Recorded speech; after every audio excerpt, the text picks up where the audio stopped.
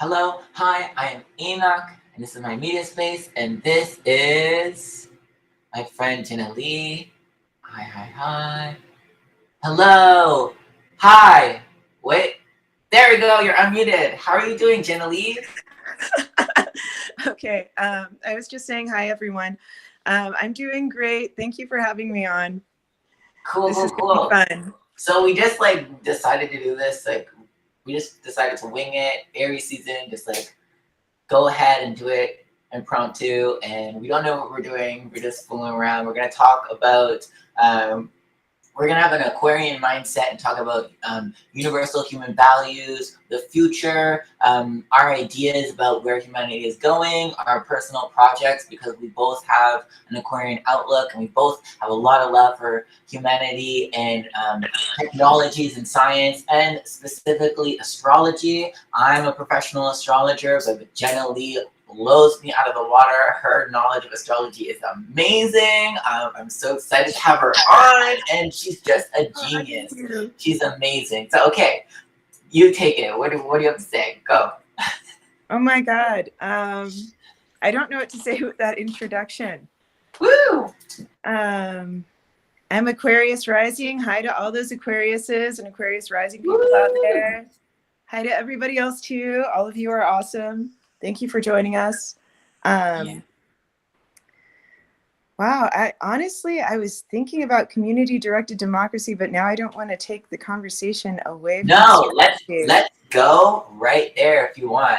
Flow wherever you want to be. Go wherever you want to go. Let's just okay. So explain what that is. All right. Yeah. So going with the Aquarian mindset, basically Aquariuses tend to like to create new ways of doing things, new systems in order to solve problems that society or humanity is facing. So way back 11 years ago. Yeah, it was 11 years ago. Way back 11 years ago, I felt really, really driven, not just motivated, but driven to sit down and hash out a new system to create a different form of democracy than what people most commonly use today. What people most commonly use today is the democratic republic and a parliamentary system. I think a parliamentary system gives a little bit better representation to the general public because it represents minority parties. So people that have ideas that are in the minority can still be heard in government. It's still technically a representative democracy, but it's a little bit different from what we have in the United States. With a community-directed democracy, what I did is I looked at my country because I had done activism for about 3.5 years of my life, which I know that's not that long, but it was long, and it was long enough to talk to thousands of people who are just ordinary citizens in different places, and to get a good idea of where people were at when it came to politics and when it came to just self-government. Most people don't know what's going on, straight up. They don't know what's going on. It's not because they're dumb.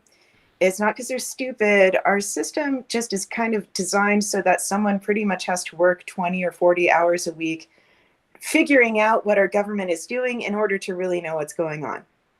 It's fucked up. So part of my solution was creating a system of government designed for how the people are today and designed to work with people with like the more common way of life now, which is working 40 hours a week and sometimes more. Most people don't have that much time to really look at what's going on, but I still wanted people to be informed. So basically, a community-directed democracy takes most of the power away from the federal government, and it puts it in the hands of very small communities.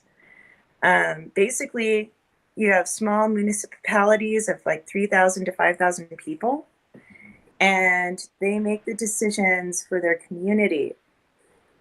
We have something, there was kind of a similar idea to do that in the beginning of this country, but now we have like mega cities like LA or LA County, LA, where you got like 1 million people, you got over 1 million people. It's our system doesn't work in that area.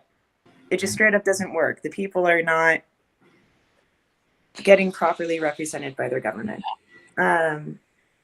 Basically, to make a long story really short, there are policy elections, and you have a popular vote for what policies the government is going to follow on a local level and on a federal level. And after the policy election, you have about 6 months, and then you have an election for the legislature at appropriate times, and people vote for who are going to be their lawmakers. And you still have like a house to like we have a house for Congress, but we got our lawmakers, but the lawmakers are different. The lawmakers in a community-directed democracy are not in charge of the people. They're not in charge of the government. I like that. The people are in charge of the government. The people decide the policies, and the people vote for most major executive decisions. Instead of having a governor make those decisions, they're made by a popular vote. And the legislature has to follow the policies that the people voted for. The people basically in this system, they act as the managers of the government. And all laws that are made, they're made according to the policies that the people agreed on by a popular vote. The states need that so badly. Yeah, and Their political system is the voting system, the way that they make their laws. Like, the people are so misrepresented. I know. Or not represented. Or they're partially represented, and their representatives give them some things and then pander to the rich for everything else. Exactly. That's pretty much the majority of what's going on. Pandering. Yeah, one of the major reasons for creating this system is I put a lot of fail-safes in it to keep the rich from running everything and to keep them from taking over, and to make sure power stayed in the hands of the people. So there's really great voter education would actually be made a part of the Constitution. High quality schools where we actually went according to what science had found were better ways of educating children and young adults. And we used that for our school system. As opposed to what we're doing today. That's amazing. And that would be part of the Constitution. It would be a requirement that the education system be something that had actually been found through real studies done by the scientific community to be valid. This is kind of reminding me of I don't know if you're probably you probably know about the Young Turks and their initiative with the Wolf Pack. Do you know anything? And they're what? They have this idea of like, they have like this wolf pack. I can't remember. I can't remember. Like, TYT is trying to like pass this initiative.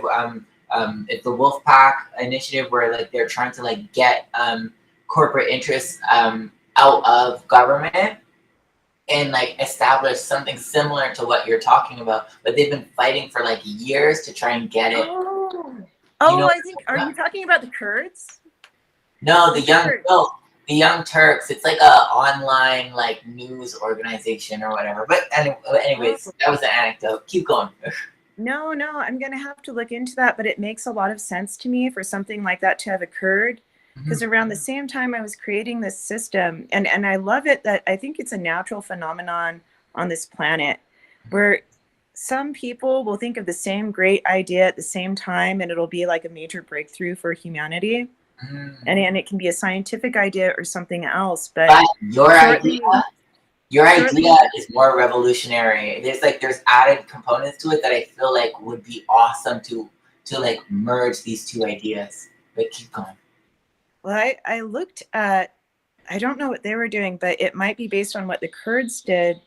Because I don't know if they still have it, but for a period of time, at least, they created something very similar to community democracy. And when I found out about it, it blew my mind how similar it was. It's not exactly the same. Like there are certain pillars that I made as a necessity for a government to be considered a community-directed democracy, One of them is science used to determine the educational policy. And it has to be something that the scientific community in general agrees is in like the top 5 or top 10, not something that just 1 or 2 or 3 scientists that can be paid off says best. That is another huge problem in this space, and that's the thing I was going to talk about. Where I do know like a lot of powerful new innovations in regards to science are being like held back just by like the way that the universities kind of like keep like the existing knowledge or like top information. If there's an upcoming scientist or whatnot that like has something that refutes like the status quo of what the paradigm everybody has, it's like that person will be kind of like kept like secret or shut down or what. So to the fail safe for that, I wonder.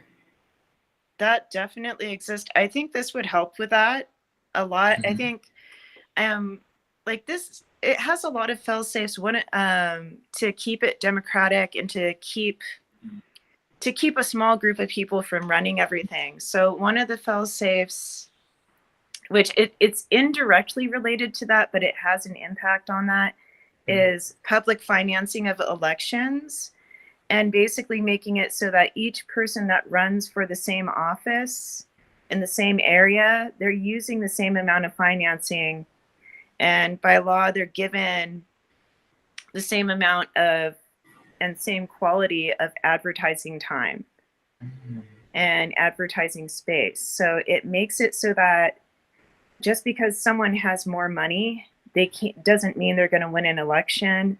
Just because someone has more money doesn't mean that their political ideas are going to be used to deluge the public. I think doing that would help to some extent, but I think really putting the people in charge of policy would have a much bigger impact on that too. With the education, I created a special system where each community, it's a small area, it basically has its own school district, and the parents get to vote. The parents of the kids get to vote for whoever's in charge for the school board. It's not just everyone who votes for the school board, because most people don't care unless they have kids going to the school. So the people who are actually have their kids going there would be the ones that make that vote. So what's the system now in regards to the school boards? I don't know anything like that. So the school boards, it depends on the area, but a lot of times it will be like you'll have like a really large number of people voting for the members of the school board. The school boards are local now, but local can mean over 1 million people. And if you have people running a school board and it's over an area of 1 million people or more, then it's not truly locally controlled anymore. It's not true local control. You can't have true democratic control that way. It just doesn't happen. And what ends up happening is most people are so busy with their everyday lives, they don't think about who they're voting for or not voting for the school board, even though the education of the youth really has a big impact on the future. Yeah. Who has time to research that? I know. Who has time to research like what their local school board is doing? Like most people have their own life and everything else. It's something that people are really only going to look into if they're in a special situation where they're upper middle class or upper class and they have time because of their economic privilege. Then they might look into it, and then they might have a great school board. But most people don't have that situation. Most people, they're working a lot, or if they're not working because of COVID, they're really stressed out and they're worried about all their problems. They feel like they're tearing their hair out. Human beings are geared to deal with all of their physical survival issues first before they take care of anything else. Once all of those stresses are taken care of, then the mind tends to open up to dealing with other things. Definitely. But there's a hierarchy for that. Maslow's hierarchy of needs. Yes. Yeah. Yes, exactly. And also, people always forget about people always focus on the pyramid. I always focus on the top. It's self-transcendence. And that's exactly what you just spoke. That's the cornerstone, right? When we get the whole, each part of the triangle, once it's completely evolved into self-transcendence, which I feel like based on like where we are, there's no excuse as to why like we're not in that state now, right? It's just like a mismanagement of resources. There's a huge mismanagement of resources. Oh my God. Right now? Yeah. Yeah. Like anyone, if you're out there, if you want to know about that, just really look into how the government, if you have forest in your area or wilderness in your area, not everyone does, look at how they how the federal government and state government manages it. Just look. Like, I don't want to say anything else. Just look, because I don't want to. But just look. But yeah, it's I actually addressed that in the system. I actually. So most of the laws are just are focused in the community, and they're just for the community. There is a government hierarchy, but it's different because, so this is what you have with a community-directed democracy. You have your small communities, which are your little municipalities. There's special rules for them to make sure that the way a city today would be divided into these smaller communities, it would actually make a rational unit.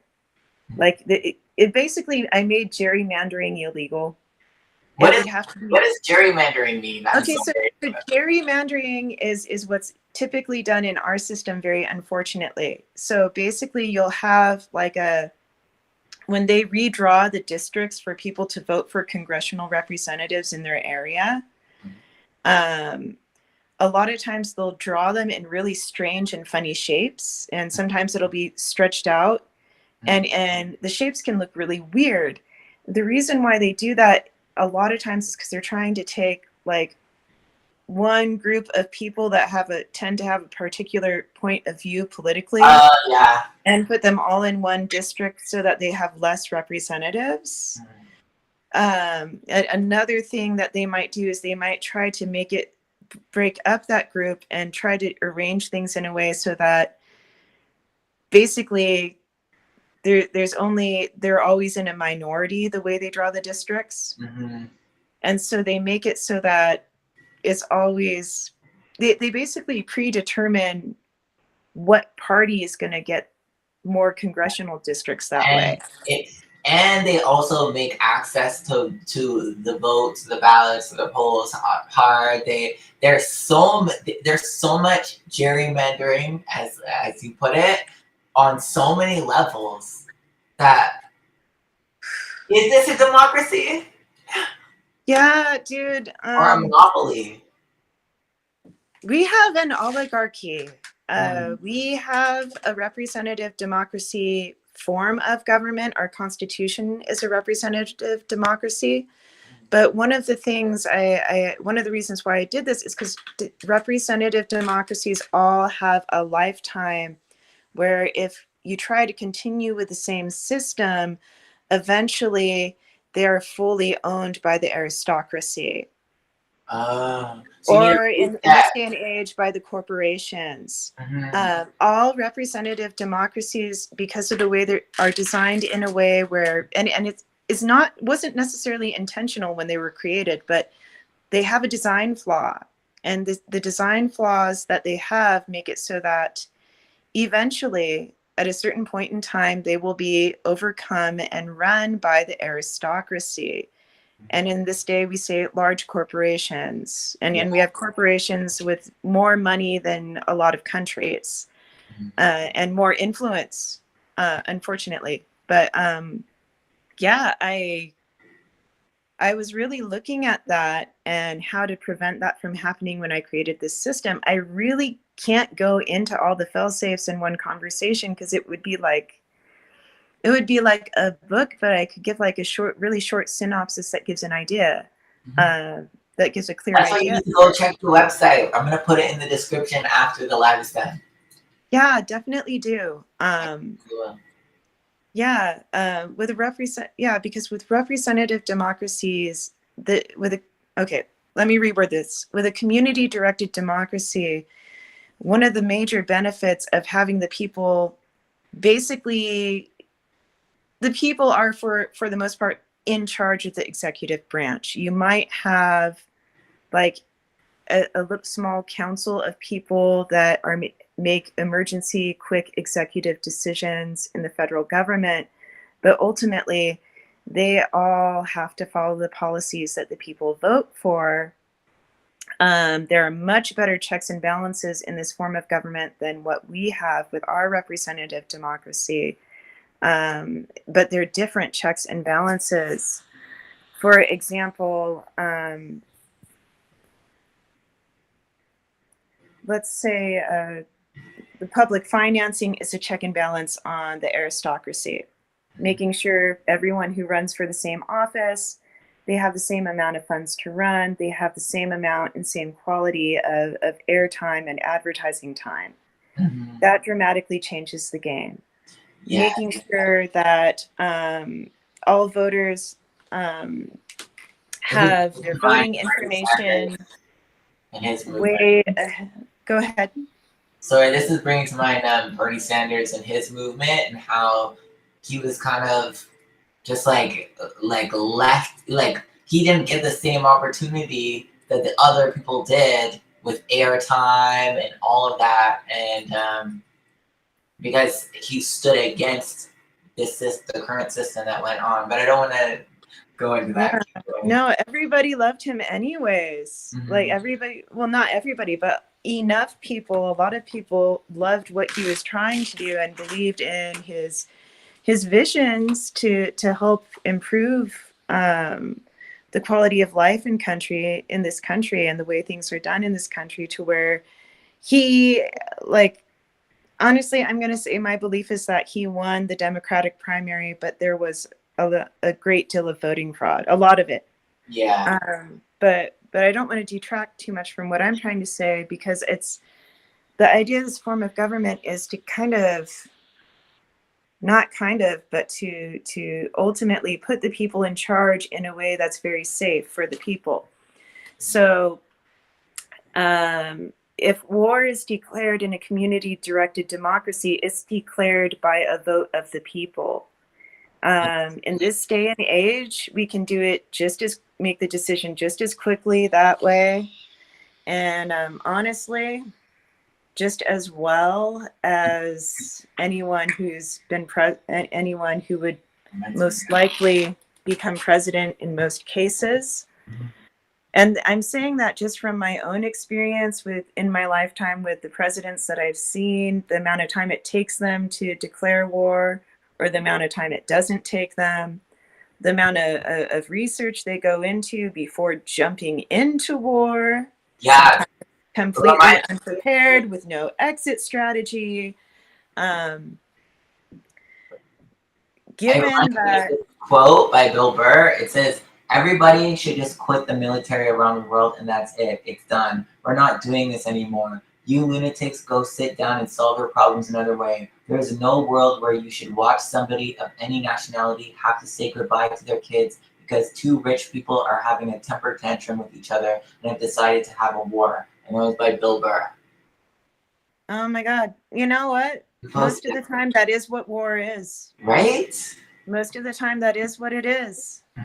Yeah. Yeah, but the people would vote for it by a popular vote.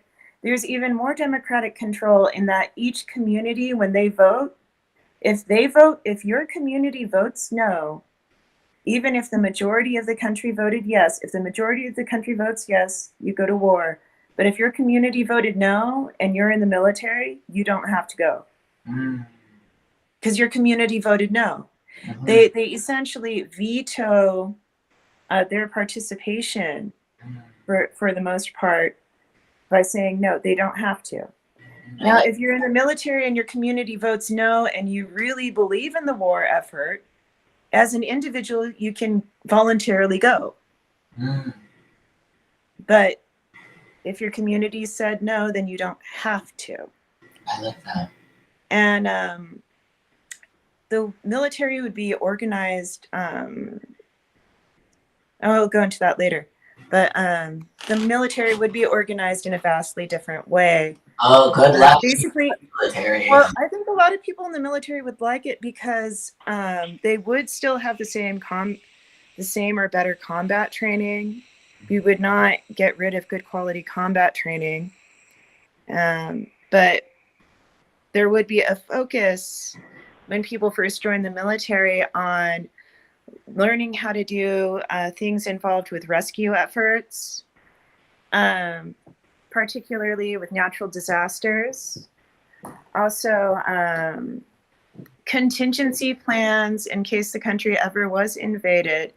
And people would learn the contingency plans for their area, and they would train together in their area to deal with, to basically be leaders in disaster response if there was a natural disaster. So in Southern California, the most likely natural disaster would be a major earthquake, possibly a tsunami. So there would be training to deal with that in the areas where that would be an issue. There would be training to deal with floods in areas where that's an issue. And we would make sure we had enough personnel on the ground in appropriate areas to do the disaster response. And there would be a civilian team that would work with them. And they would work with the military personnel, and they would get to know each other, and they would work with people in their community. And they would basically do things to help their community as along with this training as the first part of their military training. That's awesome. After they do that part, they get the combat training. That's so intelligent. Well, it incorporates them into their community, so people can see that our military personnel are other human beings. They want to do something good. They really. I think part of the reason why people join the military, a lot of them want to help people. They want to do something where they're helping people or saving people. Yeah. Some people go because they feel like they really need the job.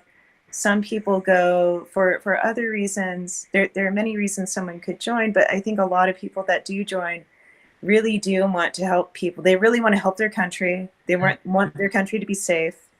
They want their loved ones to be safe. They want to do something to keep everyone in their country safe so they can have a good life.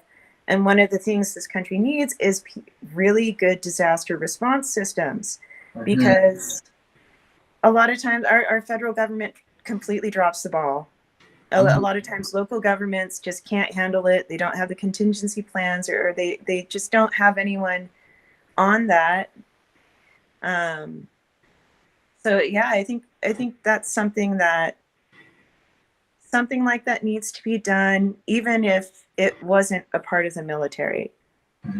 But I would like for that to be the beginning training of our military personnel, because it incorporates them into their communities and their areas and regions, and it creates a really good partnership between them and the civilians. And it creates a good relationship. I really like.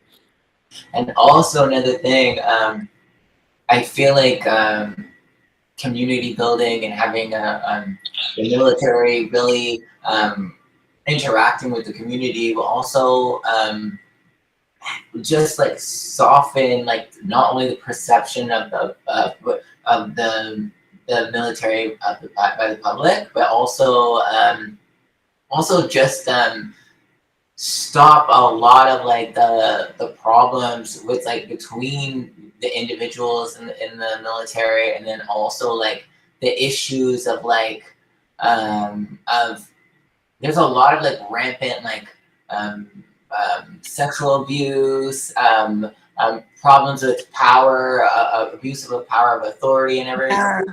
And I feel like really bringing the military back to the community and like focusing on those universal human values and like kind of like community-based values would really like rectify these like personality and flaws and institutional like kind of like just habitual problems. It could create a space for healing. Definitely. It could create a space for healing. It could create a space and circumstances where it's a lot easier for people that have to deal with that kind of abuse to come forward and to have support. It might do that. I could see that happening. I also like would basically the military would be reorganized to where it would be basically militia units that would work together and train together. So they train together with their disaster response in their areas, and they would train together for their combat training when it was time in at the appropriate places, but with their group from their areas, and they would have their military units that way.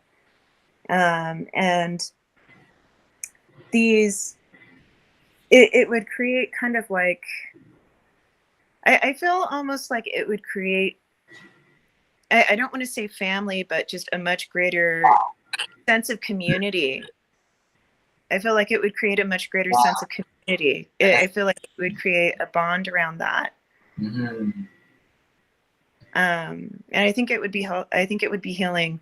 I think it would be good for people. And I also would want to do that because it basically just more natural protection for freedom and democracy. If military units function more locally, and they run in that way, then if the federal government ever did want to go totalitarian on everyone with the military from the federal level, people probably would not go along with it. The individual militia groups would probably not go along with it.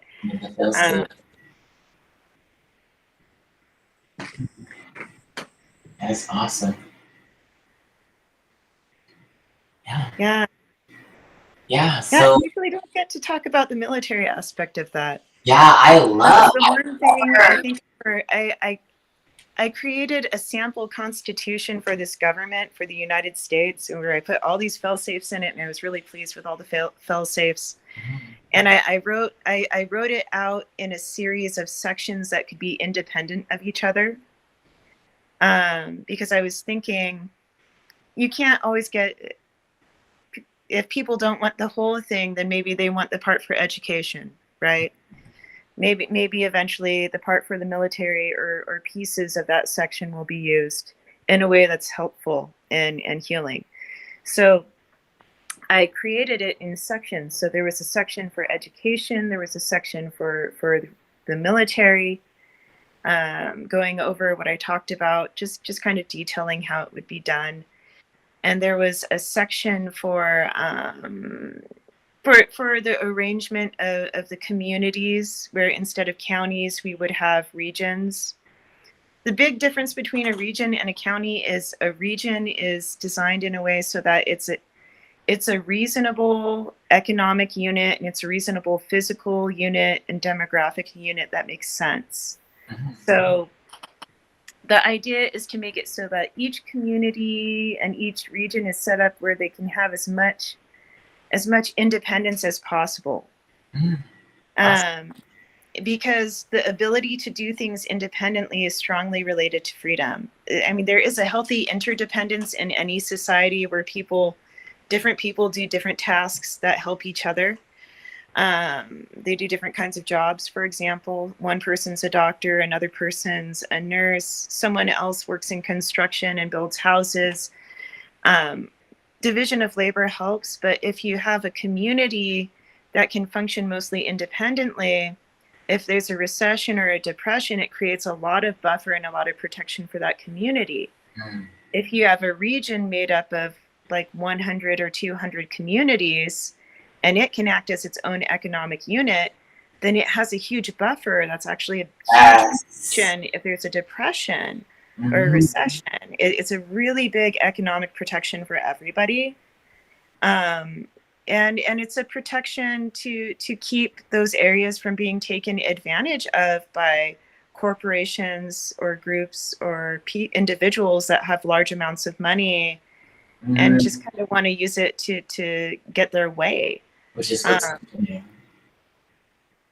nefarious interests that aren't for the greatest highest good of the communities, that they're just like extracting wealth and resources from. Yeah.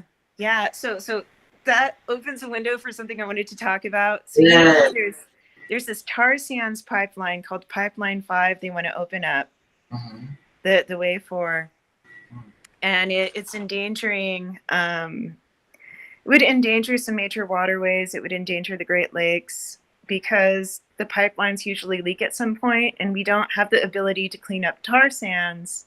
And so if we ruin the fresh water supply in the area, or the main supply that people are using with the water system that's set up, it's going to create a big disaster.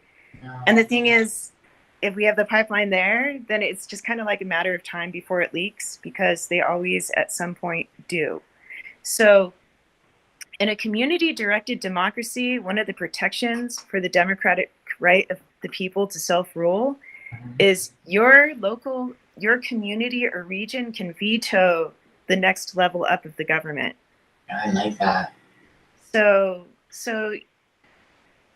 if the federal government wanted to give the go-ahead for this type of infrastructure to be built over a large area, the individual communities and regions could veto it for themselves. They would have to go to court, but the veto goes into effect right away, in the sense where they have to stop construction on it. They have to stop their project right away. And then they file in court and they have to present scientific evidence, and they have to demonstrate that they have very, very reasonable cause. In fact, it's most likely that if this project is done, it will do harm to the people, or severe enough harm to the environment, or severe harm to the or harm to the future of the people living in this area, the future generations. And if they can show that, like they would be able to with any tar sands pipeline, we have enough evidence for that. If they can show that in court, then the project cannot be started again. And the project is stopped until the court case is decided.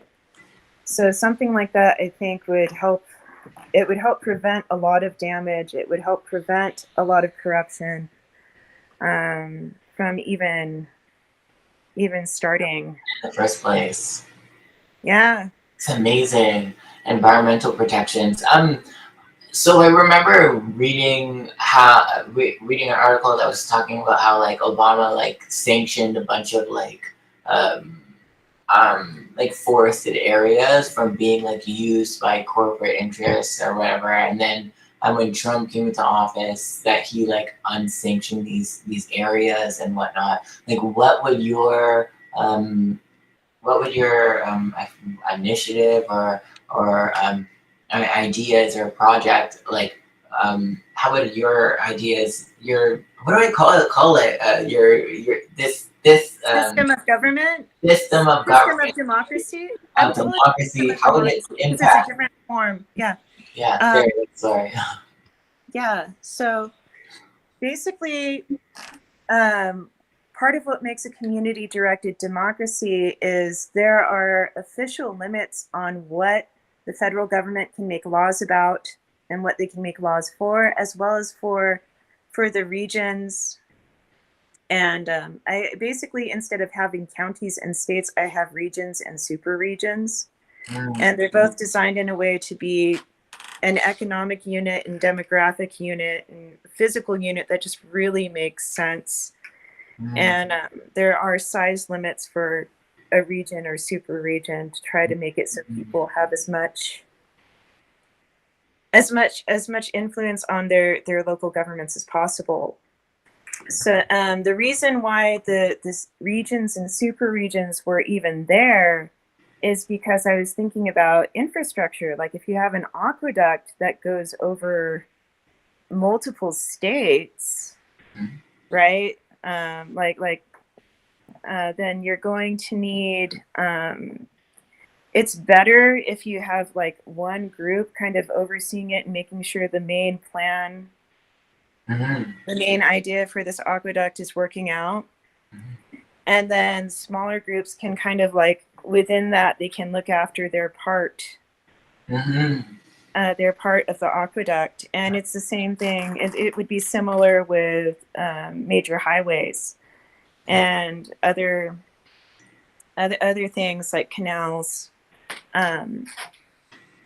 even sewer systems. Communities are small enough to where you could easily be sharing the same sewer system and the same water system as like 10 other communities. So you want to make sure that it's being managed in a way that makes sense. So it would be managed by the level of government that would be the appropriate size for the project. Regions and super regions in the federal government, they would make laws that have to do with, how do I say it? Managing natural resources and protecting the environment in the wilderness.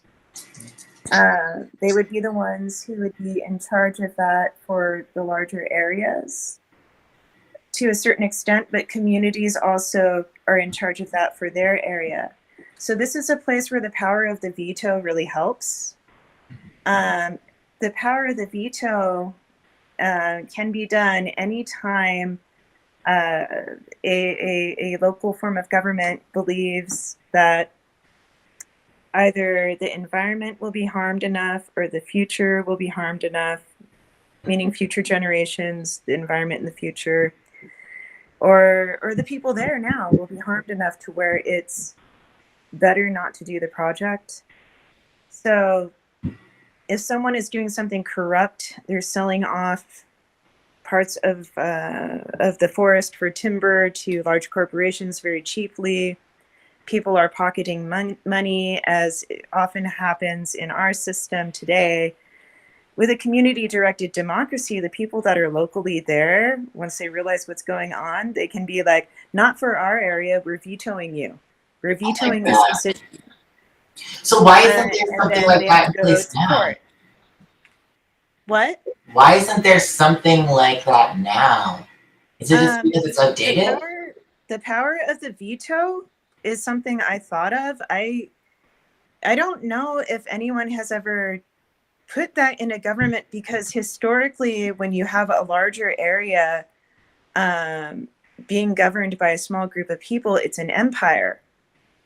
And I mean, even though people don't think of the United States as an empire, I know a lot of people really don't. It is, because we are on Native American soil. And a lot of it was not given freely or intentionally.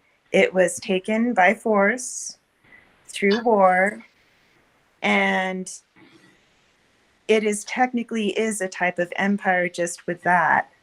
Not to mention what economically, and what we do with our foreign policy economically, we're considered to be an economic empire, definitely, but and also in some other ways. But yeah, just with that, we are an empire. And when you have an empire, the small group that's in control doesn't want to give the power of the veto to the people that they conquered. They don't want them to make their own decisions and their own choices, because the purpose of the empire is for that small group to benefit from the resources that they took from those people, from the land that they took, from everything that they took. And really, usually they want the people that are survivors that they conquered to work as cheap labor or to work as slaves in their system, instead of living their life according to their own choices and values and wishes. Yes. That's and a lot of and that's what I don't agree with. I feel like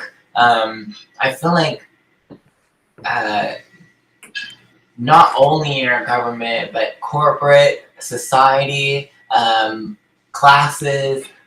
There's always this idea of like the larger fish eating the small fish, right? Yeah, And I feel like unfortunately, your yeah, that is system what. is a failsafe in all aspects of that, of letting of it. And I feel like when there's equal opportunity, right, that means that that there's more room for innovation, and everything, our education, our culture, our arts, our connection with the earth, and our ability to be caretakers for the earth, it's all souped up, it's all amped up, it's all more beneficent, and overall that's better for all of us. Yeah, no, I definitely agree. And I really feel like the system helps with that so much, because basically when people vote, they get I basically created a type of ballot I call a category format ballot for the system. Category. And basically the idea is that it is made into, as part of the Constitution, that the ballot has to be written in a way that is very understandable to the average voter. And to people that are 18, they just legally got the ability to vote. It's written in a way that's clear, and it's written in categories. So when they vote for policies, they'll have very clear categories, and then the name of the policy and a short description of it right underneath before they vote yes or no. And they'll have different options for the kinds of policies for different areas. So when it comes to water management, when it comes to different issues, they'll be able to find what issues matter to them in the ballot and see them right away. Wait, let's talk about something. Also, another thing, a quick caveat. Also, I want to change this, thing where like there's a age requirement to vote. Like 18. I feel like since we're in the future, I feel like the children are, because they're like connected to their devices, they're mostly like more informed than like most adults. So I feel like there should be more of like a competency test, or of how somehow to garner a wage how competent an individual's ability is to understand a given problem, or like a problem solving test or whatever, so that even the youth have a part in the political system, because that's another thing they're not engaged enough. Yeah, I actually spent a lot of time thinking about voter education and thinking about voting testing and the history of voting testing in this country. Honestly, I would actually have to look and figure out exactly what I put on the website, but I really strongly believe in basically making it so that people can take a test to determine where they're at in their knowledge when it comes to voting. And it would be a council outside of the government that would make this decision. It would be a council of people that would be voted for by the community. And they would basically make sure that the testing was done in a way that was fair, to make sure it was done in a way that was appropriate, that we weren't telling people their answer was wrong when it wasn't wrong because there are political motivations. And what the political testing would be for is it would be to determine where someone is at. So if they don't know enough about a topic or subject that they need to vote on, they're offered free voting classes, and they're paid a certain amount of money to go to the voting class. What? And Okay, then I don't after know. I don't know. How would that be possible? I'm sorry. not a voting class, and I guess I would call it like a election class. Basically, the government would pay for it. Basically, they would go to these classes, and they would go for maybe like 2 to 4 hours a week, starting a certain amount of time before the election. And, they'd be compensated for the time. Okay. And, at the end of it, if they pass, and it would be done in a way to where it would be hard not to pass, it pretty much makes it so you have an educated voting population. People know what they're voting on when they go to the polls. And everyone would be given, like in the US, in California, I'm not going to say just like it, but there is something that they do, which is good, which is they send a voter information pamphlet to everyone who's registered to vote. And it has the laws that they're voting on, or propositions that they're voting on, as to whether or not they'll become law in it. And it has people who are running for office, whatever they wrote that they wanted to be in the booklet to promote themselves, it's in there. And it has arguments for and against different propositions. What I would do is there would still be a voter information pamphlet, but you would just really make sure it would get out to everyone in a timely manner. So we'd give people 3 to 6 months before the election to know what they're voting on. Yeah, I like that. And society. They get 3 to 6 months before. They get enough time. So yeah. That's awesome. Awesome. Also, what I like is, like, because of the way the public financing would be done, everyone uses the same amount of money in the election and gets equal quality airtime and advertising time. It makes it so someone who doesn't have that much money, but who would be a really good candidate, can run for office. And yes, the American dream, that anyone could be the president, right? That's anyone. It's an illusion now.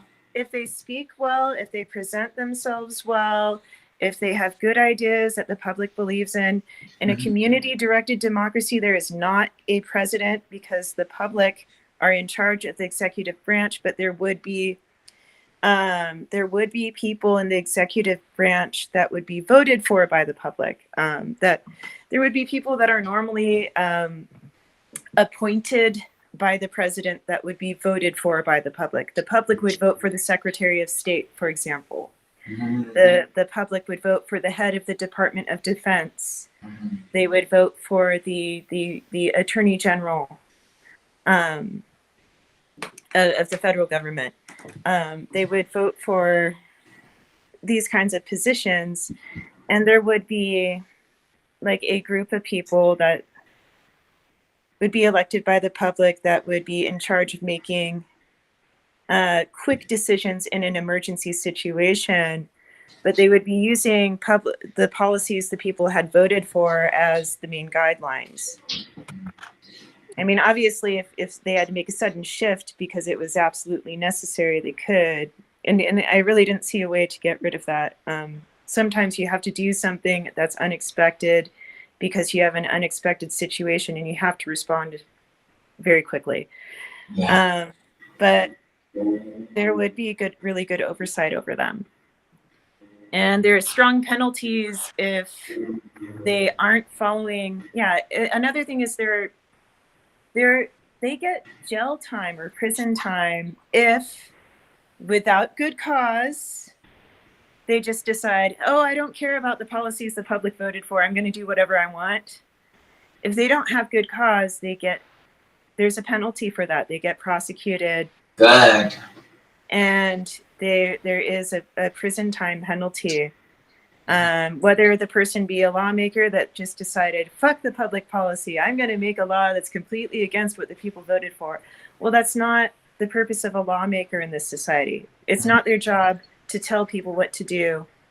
It's their job to look at the will of the people through the policies that people voted for in the popular vote, and to make a law that is written well, that is very short and concise, this is one of the big pillars of community-directed democracy. All laws have to be written in a way that's very clear and short and concise, that an 18-year-old high school graduate could understand.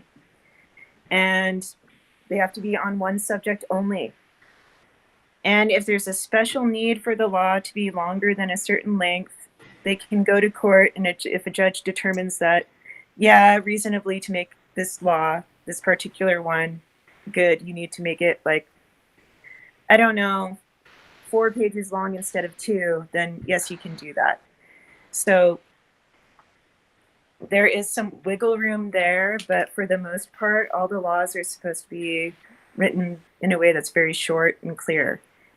Because if the public is going to really democratically rule the country, you shouldn't have to have a lawyer to tell you what the law is. You shouldn't have to have a lawyer to tell you how to deal with a lot of things when it comes to the law that you need today.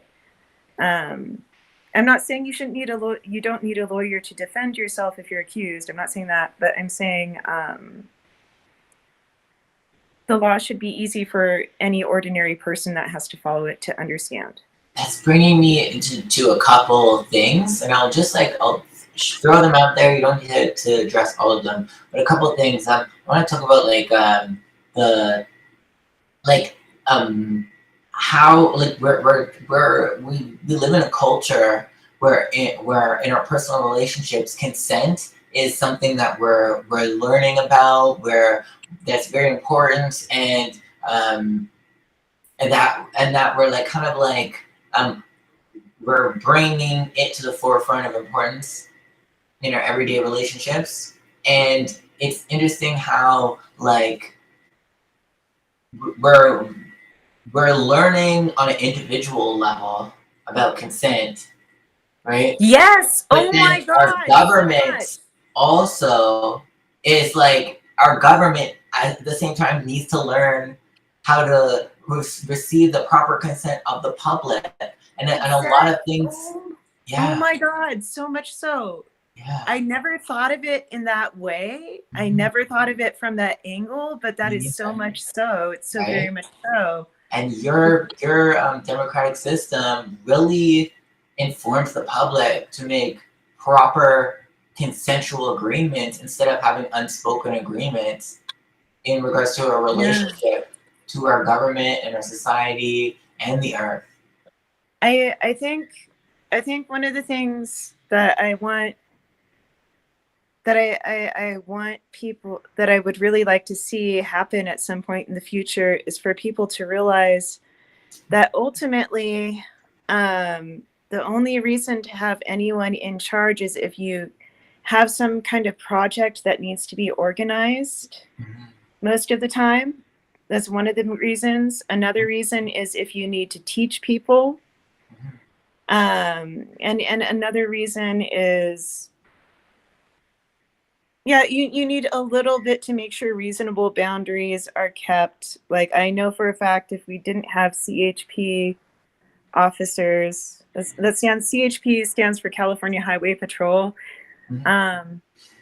You can only go so fast on the freeway without getting a ticket. They usually give you like a grace amount of about 5 miles per hour that they let you speed before they give you a ticket. But the thing is, if there was no enforcement of that, then you would have some people, part of me wants to say most of them young and hot-headed, but a lot of baby boomers stayed young and hot-headed at heart, and they got those little sports cars that are convertible. So there's a lot of those people and other people that are physically young that would go like 100 miles an hour on the freeway while everyone else is going 70 or 80. So yeah, you need a reasonable amount of healthy enforcement, but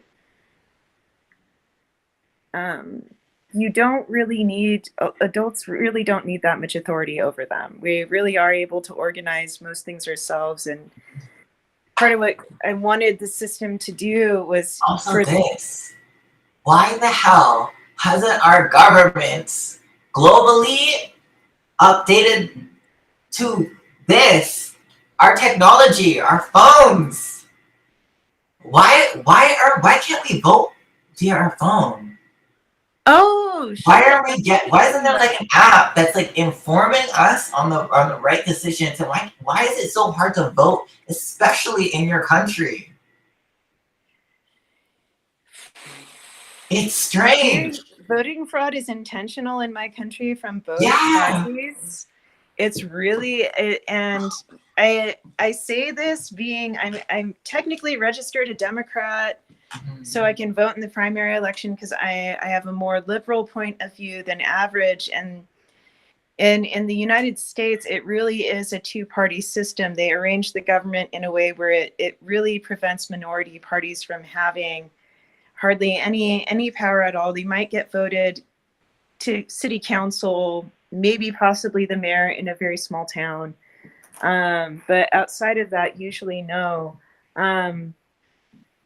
Yeah, so I registered Democrat, and yeah, I can't vote on my phone. The electronic voting machines that we have used in past elections, it's come out in the federal elections for president. It's come out that there were different companies involved, that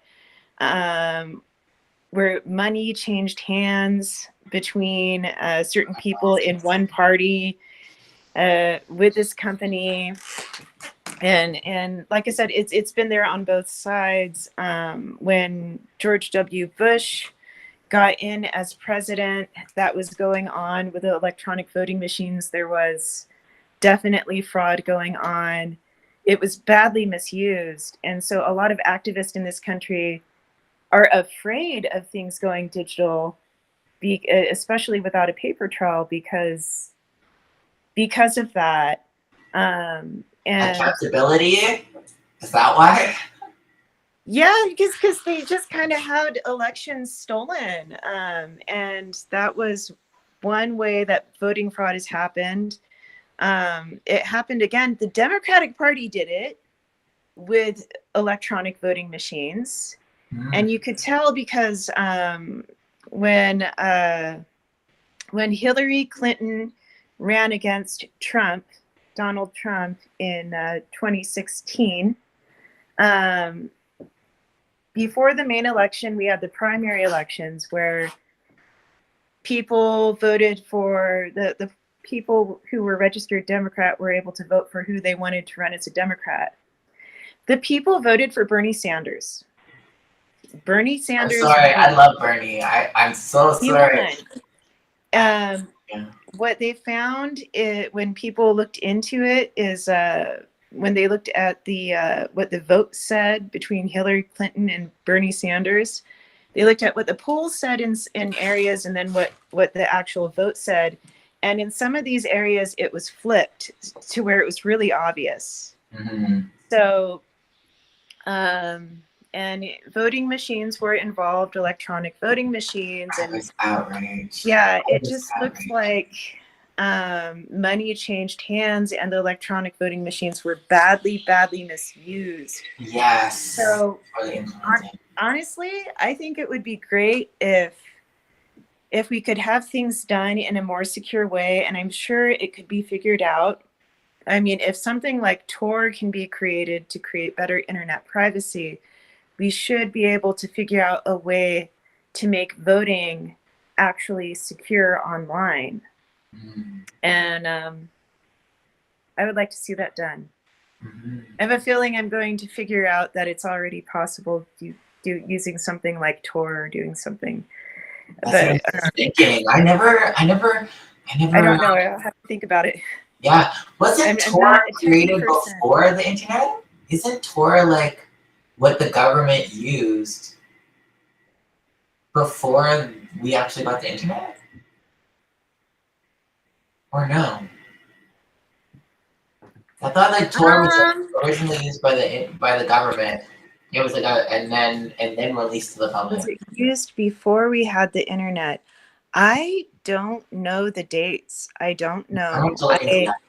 I I remember. don't know much about that. I don't know if what I just said was malarkey. So let's just. No, I don't know. But the U.S. government did originally create Tor through the Navy, I believe. Mm-hmm. And Tor is TOR. It stands for the Onion Router. Mm-hmm. And the idea Dark is, web. yeah, the idea was it was a way of encoding your internet traffic so people couldn't look at what you were looking at online. Mm-hmm. Which I guess it could help someone if they were using the internet to spy. I don't feel bad saying that because now everyone uses the internet to spy. And when I say everyone, I just mean different countries' governments. I don't mean people. Okay. But I was like, huh? I'm not doing that. yeah, no, I don't. Most people are not interested in doing that, and just they have other things to do that are much more important to them with their time. But no, it was originally developed in the Navy. I thought it was developed in the 90s, but I really don't know when. It's been so long since I read about when it was developed. I don't know. But it encodes it hides your internet traffic. So it's kind of like this. If you think of sending a message in a bottle, right? So say you have different people that throw a message that's in a bottle to each other. And each person can only see the person that gives them the message and the person that they give the message to. They don't see anyone else in the network. So you have person number one gives the message to the second person. Second person sees person number one, and they give the person to a third person. The third person saw person number two, but they didn't see person number one, so they don't know where the message originally came from. Mm-hmm. And then it goes to and then that person delivers the message to the final place. So the people at the final place saw the last person, they saw messenger number 3, but they didn't see messenger number 1 or 2, so they really can't trace where the message came from. Mm-hmm. So with Tor, it kind of does that with your internet traffic. Mm-hmm. Each messenger would be kind of like a node in the internet that your message is sent to, where it's encrypted, and it's encrypted again at each node so that none of the other nodes know the person before the last person. Mm-hmm. So after it encodes your info 3 times before you go to the final destination, they can't trace where your info came from. At least I believe that's still true. Mm-hmm. I think so too. Yeah. A lot of activists and journalists have used that. Yeah. Also, the dark web, yeah, never mind. I'm not gonna go into that.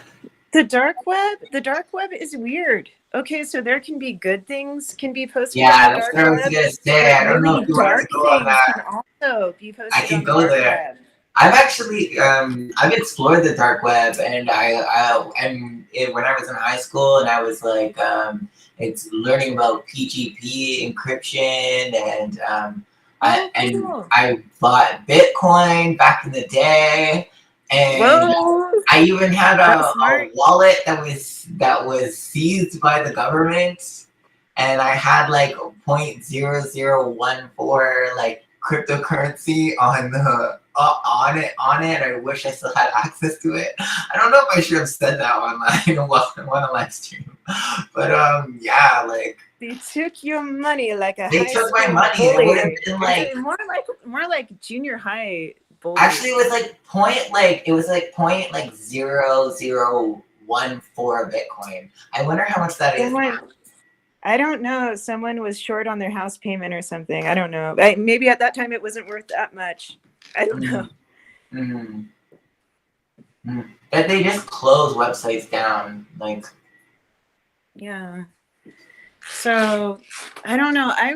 Maybe I should look and see if I can find some good progressive news sites on the dark web, because back in 2011, when Google worked really well and the search engines worked really well, you could look up pretty much anything and you would get good sources for what you were looking up. Like you'd get academic Oh sources, you'd my get medical gosh. journals, Speak on you this. would get great sources.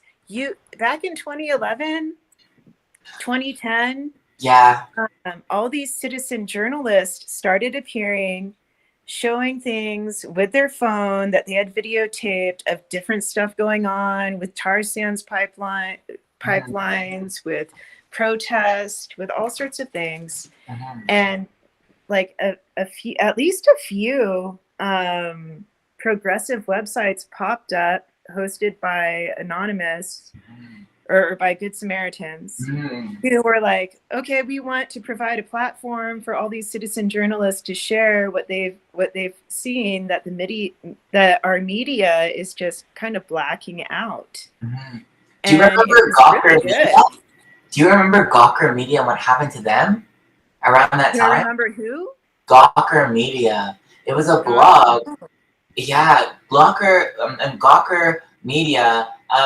It's now, if you look up Jezebel, which I still follow them, but now they're more of a pop cultural kind of blog. But Gawker Media was a blog that was run by like independent journalists that would like really make articles that were very eye-opening about like people that had power, whether it was corporations or whatnot, and they were shut down because they wrote an article about the private life of and the misdeeds of somebody who was very, very powerful, and then he sued the company and kind of destroyed all of Gawker Media, right? And then bought the company. I wish I could have done paralegal work for them. I probably right. And I was so devastated. And then around that time, that's when Vice Vice Media got bought by a Republican.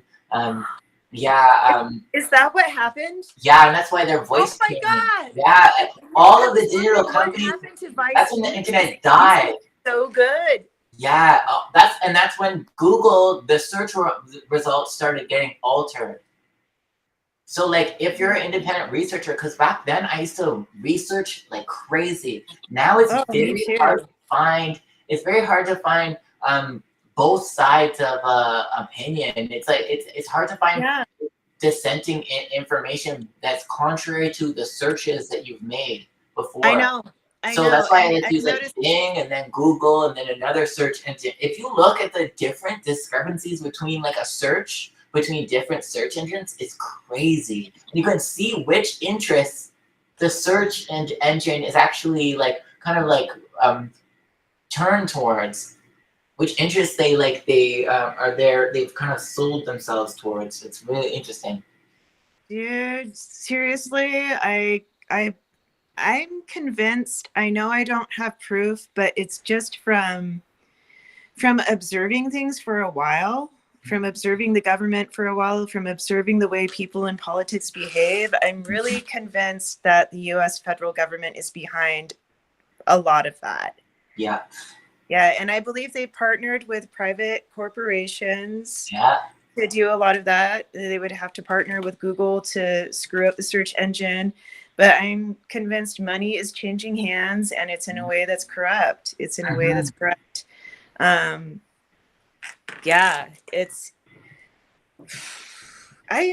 really miss the good quality internet news that we used to have. Yeah, I know, right? I just miss good quality information. As a person that loves information and truth, it's very hard to access that. I know. I'm finding I have to go from intuition. I use the intuitive manifestation method a lot, where what I do is, and I know people out there, if you don't believe in it, maybe you believe in it. A lot of you probably do if you're listening to this feed. But it's very Neptunian. I just accept, and very Piscean. I just accept. I love how you just switch from like this like very rational, like political mindset, and then we just like go right to the spiritual. I love the bridge. Like it's just like thanks. It's cool. But it's part of the way I am, man. I'm a whole person. I'm a whole person. I'm intuitive. I'm emotional. I'm intellectual. I have all of it. I'm serious sometimes. I'm playful sometimes. I got all of it. But yeah, the whole person me. I use manifestation to help myself find information and to help myself find the answers I'm seeking. And it's very Neptunian. It can be thought of as a prayer, but it really doesn't have to be considered that way or looked at that way. I basically ask. I basically ask for the answer that I'm looking for, and I ask for it to come in a way that I will understand that will be best for me. And then I let go. And when I completely let go emotionally, and I just go with the flow, and I'm very present, and I just accept that the answer will come, it usually will come, and it will come in different ways at different times. Sometimes I'll meet someone who will just show up and we'll start talking, and the subject will come up, and the person will just give me the answer out of the blue, like they'll have done research and they'll know about it. And they'll often be able to give me resources to verify, but not always. Sometimes it will happen where someone just says something in a conversation and I have a eureka moment and I just get it. I just put the pieces of the puzzle together. The right thing was said at the right time, and I have that lightning strike eureka moment, and I just finally get it. Aquarian energy, Uranian energy. Yeah, I find the answer through people, and a lot of times, if you're being present and following your intuition, and just accepting that, you'll learn what you need to know, and it will come at the right time in the right way, in the way that's best for you. When I do that, often I get the intuitive push or urge to ask people for information and just be like, "Hey, man, I really want to know about this. Do you know where I might find that info?" And a lot of times the person will be like, "Well, I don't know the answer, but if you go over to this building, there's this guy and he's talks all about that." That can happen. I might be directed to a book that will have the answers and give me a lot of the information I'm looking for. But it comes in whatever way is best for me, which can be very different at different times. So it's cool. It kind of makes life more of an interesting adventure when things happen in unexpected ways. I love that. Have you ever had this phenomena, and it happens to me all the time, where you have like a question, and like you're walking in a public space, and like the tidbits of information of the people around you kind of like answers your questions or responds to your thought. Wait, I think we had a conversation about this before, or like I have weird things where like my internal state is like kind of like it seems to be like broadcasted in my environment, and then like my environment kind of like gives me a feedback and a response and an answer based on my internal state all the time. So if I have a query or a question, it does the same thing. The universe responds. It's just naturally happening for you.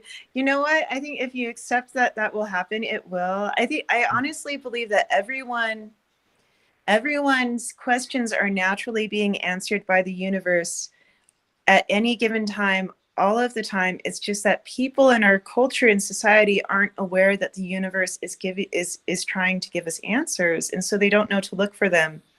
They don't know to be present, and people aren't really taught in our society in school that the best way to find an answer, no matter how you're trying to find it, is you accept that you can find it, or it will come to you, and you let go.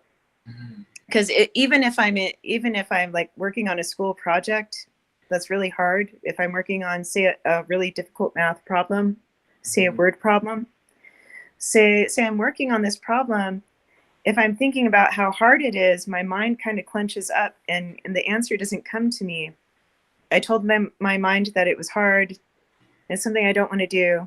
And I feel that it's something I don't want to do. And when I do that, I'm sending the message to my mind, I don't want to do this. Don't give me the answer. And it's unintentional. but it's something that everyone does sometimes, not on purpose, on Procrastination. total accident. It's Yeah. procrastination. That's the thing. That's so interesting. You're really bringing something to the forefront of my mind. So how my channeling works and my ability, because I'm a global healer, people book sessions, and I'm able to like just like come up with answers, and I'm like, what the heck?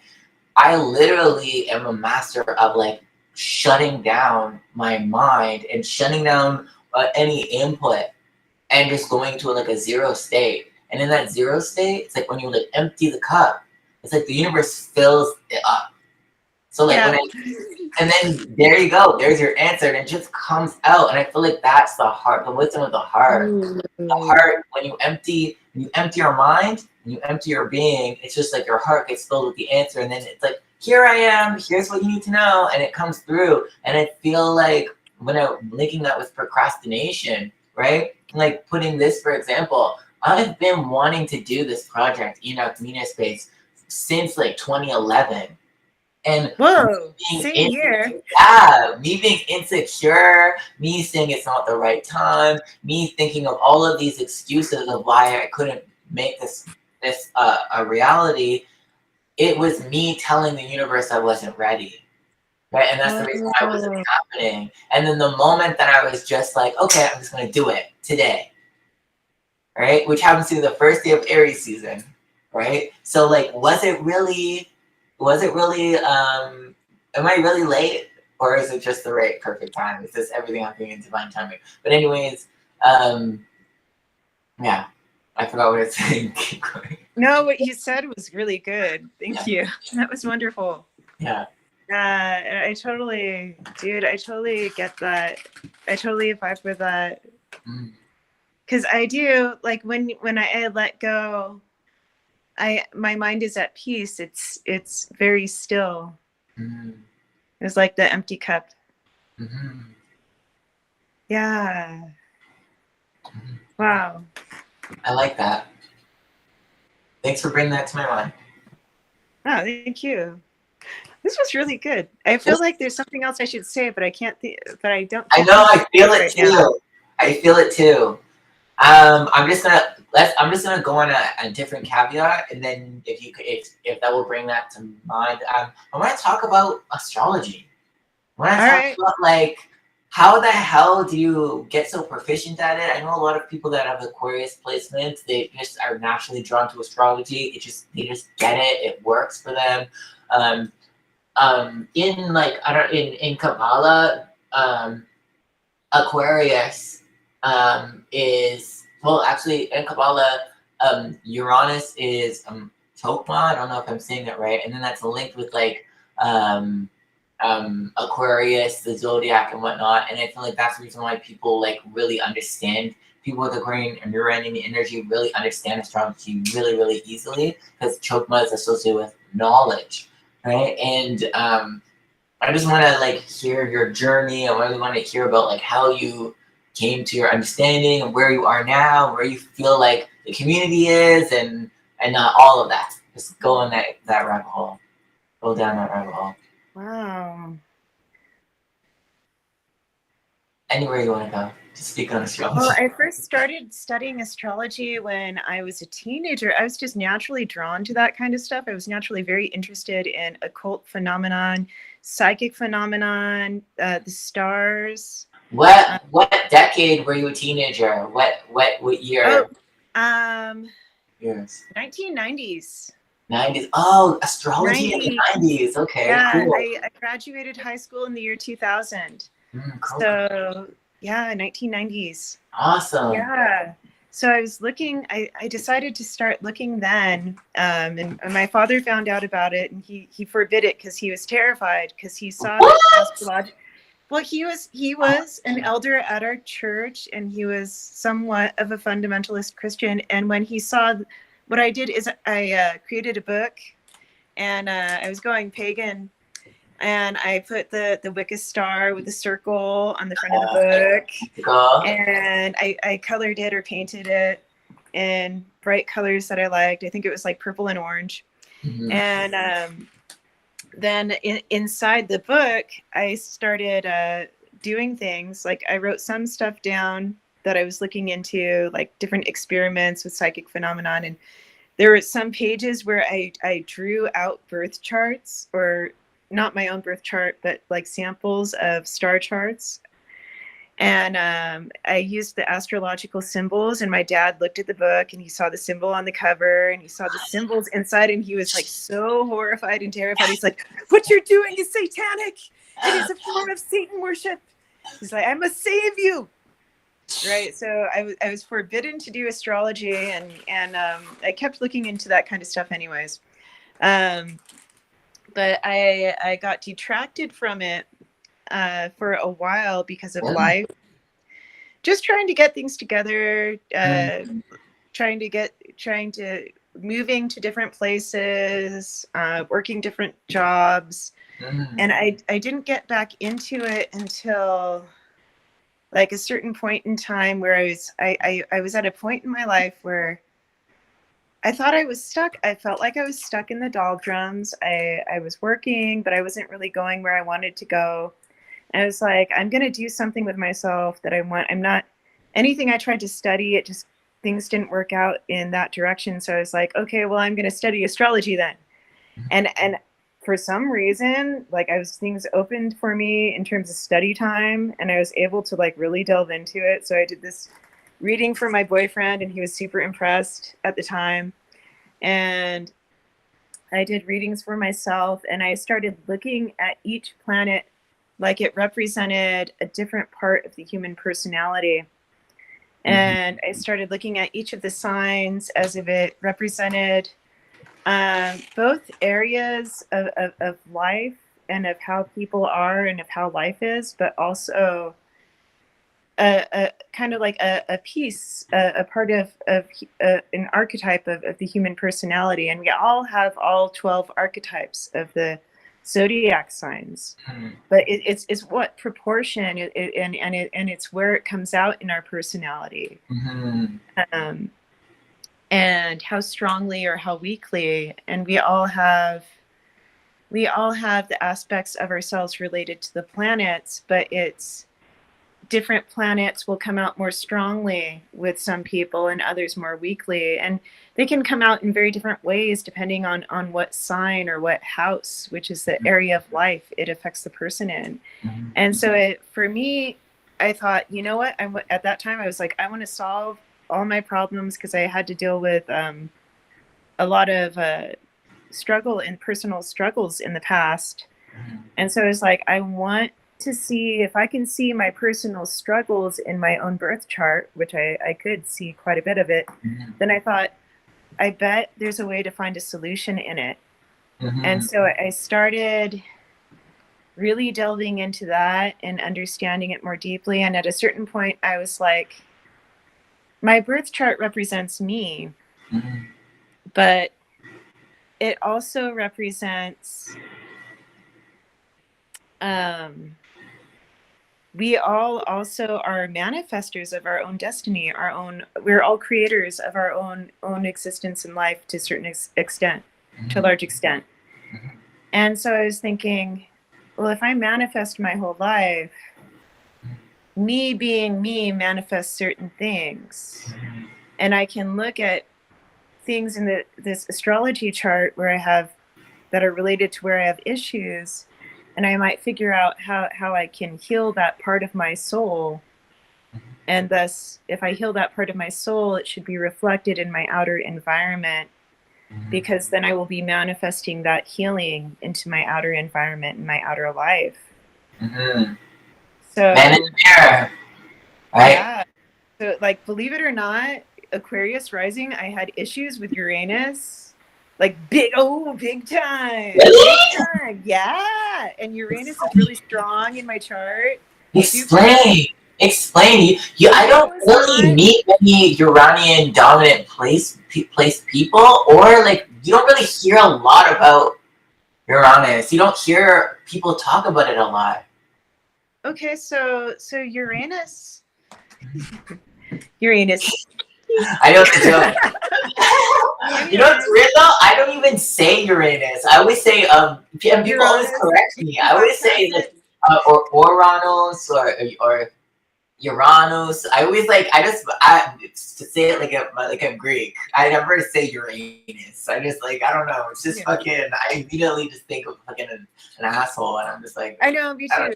So and I don't want to associate that with astrology because I feel like astrology is like so dignified and royal and regal. I'm just like I don't want to like just be reading a chart and just like picturing a fucking asshole in my fucking mind when I'm doing this like royal art and science. Like no. So I just say Uranus, Uranus. I just say it like that. But anyways, continue. Uranus is very royal and regal. But why? Thank you. I concur. Uranus. I agree too. This is silly. Okay. So yeah. So no, I was. So, for me, when I was growing up in life, most people, as they go through childhood, as they go through their teenage years, their parents and their peers tell them certain things are acceptable and get social approval, and certain things don't. Well, they might not say it that way, but people get the message, right? You get the message in elementary school and high school, and most people, at a certain point, they overcome that. And I feel I've overcome that, and I'm still overcoming it today. But when I was younger, and Uranus is very much about owning your own individuality and fully being yourself and fully accepting and loving yourself when you have, when that part of you is very healthy. Uranus is very spiritual. It's like, and it's very, very transformative. Wait, 1 second. I just want to hold your thought. I'm just going to tune everybody who's watching this. I'm just going to attune everyone to the energy of Uranus, of your anus, and and I don't know why. You're talking out of Uranus. I'm gonna tune everybody to this energy, and I'm gonna heal that aspect of their chart. And for the next 2 weeks, and after those 2 weeks, if you choose, you can watch this video again and get another boost. I'm just going to tune. Okay, I'm invoking the energy of Uranus.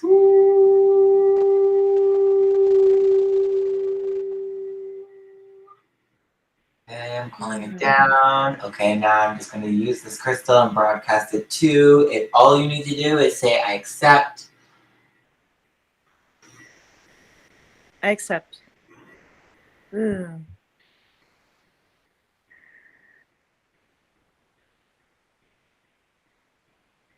Whoa. Yeah, I felt that. I felt that in my heart. Yeah, it's a very different energy than I was thinking, because I thought Uranus was an electric energy, but that felt very like windy. Yeah. No, but now it feels like coffee. Like it's like the awareness is like zing. Well, you know what? Uranus was the name of the god of the sky. And in the old myth, Uranus, in the old Greek myth, at least one version of it, Uranus made love, the sky made love to the earth, and the Titans were born, and then Zeus, later on, Zeus and some of the other gods were born. Wow. But yeah, it makes so much sense for Uranus to be associated with the wind. Yeah, I felt that. It was the sky. I feel the energy. Okay, everybody enjoy. That was awesome. Yeah, I know. For coming through. Yeah, keep going. So my personal journey with Uranus was that because I have Uranus conjunct Venus, and Uranus is very much related to independence, to being yourself fully and owning being yourself, to rebelling against the way things are, or rebelling against the system when the system is not allowing you to be fully yourself. And the energy in my life, and also in creating a new system that will be good for you and hopefully for everyone else to own who we are truthfully as an individual and as a soul in its higher form. I'll talk more about it later. In its lower form, it can be like more of a selfish, childish rebellion where it's like, everything is about me. I don't want to do this anymore. I want everything to work out for me, and I'm going to rebel. And it can be rebelling against oppression, but when it's done selfishly, it can be replacing an oppressive government with another oppressive government. As opposed to when it's done in its higher form, you're replacing an oppressive government with one that's for the benefit of the people. I don't know why the word oligarchy popped into my mind, and I don't really remember what that word means. Is this related to what you were saying? I don't know why they're just like... I guess it could be replacing an oligarchy with a democracy. What does the word oligarchy mean? I can't remember. It means a small group of people that rule together. And typically they roll together, and what they want is pretty much law. And that was one of the issues I saw, was that people with large amounts of money, like large corporations, tend to be able to buy votes if you have a small enough number of people making the laws. They can usually have enough influence and money to buy the votes that they want for what they want the government to do. And it becomes, instead of the lawmakers acting as full representatives as the people, which ought to be the intention, they become only partial representatives, because there is still some partial representation. A lot of them do still listen to their constituents to some extent, but it's usually only to some extent. When money changes hands, they usually go with the money. So that is a big problem in our system. So how does that tie in with what you were talking about with Uranus? Because Uranus is about... I wasn't trying to tie these two things together. I know, but I feel like Spirit wanted it to be like this. It's naturally... Uranus is about when you own your own individual expression of who you are, and you create a new system or a new way of doing things that is for the benefit of yourself. If you're doing it in a higher, more spiritual way, it's for the benefit of everyone, of all, as much as possible, for the good of all, as much as you can do it. Then in that aspect, Uranus is related to creating a new higher form of government, to creating something that's more for the benefit of the people. Humanitarian, Aquarian. Yeah, humanitarian, Aquarian. But it also has its lower form too, because there have been times in the past where people got rid of an oppressor and they didn't have a solution. They didn't have an idea of they really... Usually when I see it happen, it's because there aren't leaders in the movement to overthrow the government that know how to create a positive solution, that know how to create a positive government that really is truly democratic. But it's when people overthrow an oppressive government and then they put something in and it just becomes the same thing. So that can happen. But Uranus is rebellion. It is owning your own power in its higher form. It's throwing a tantrum in its lower form. but really, yeah. But wow, I can really feel the energy. I know, it's this like is some powerful bright light. It's amazing. I know my vision is like sharp and stuff. I'm like, whoa, that was very powerful. I wasn't even anticipating. I'm feeling like giddy and stuff. Like now I feel like you. Yeah. But interesting.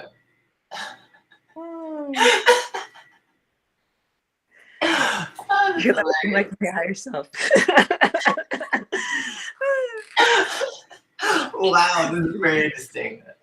Yeah, because yeah, it's very much related to that. But in my own journey with this planet, with this aspect of myself, so Uranus is very powerful in my chart, which means it has a bigger impact on my personality compared to others. For each person, there's some planets that will be usually one or maybe a few planets that are having a stronger impact on their personality than others. So for me, Uranus is a big one. It's and what I have is actually both Uranus and Venus are conjuncting each other. And with a conjunction, so Venus represents love and relationships. So with a conjunction, and it represents really how you give love, and to some extent, how you give love, and to some extent what you look for in relationships. I'm not going into too much detail on Venus right now because I'm trying to talk about Uranus, but in my personal journey, Venus is conjuncting Uranus, and when two planets conjunct, it's almost like they become one planet in terms of the way they impact a person's personality and the way their vibrations impact the world. So for me, when I'm my full true self, it's a way that really helps me to give love and to have better relationships. And when I'm really giving love and doing it in a way where I'm being very true to myself, then that helps me to be much more fully who I am. And it helps my relationship to humanity and the greater world, the larger world. Yeah, very much so. And it's conjuncting my my 10th house, and the 10th house represents very much someone's relationship to their society or to humanity. Wow. Or to the world at large. Their dharma, their soul lesson, their karma, their career, their outward public persona, the kind of work, the way that the public will perceive them. So based on what you were telling me, Venus conjunct Uranus in the 10th house. In which sign? Aquarius? No. Aquarius is my rising sign. So my 10th house is it. This is kind of funny. So my 10th house is at 2 degrees Sagittarius. My Venus is at 4 degrees Sagittarius.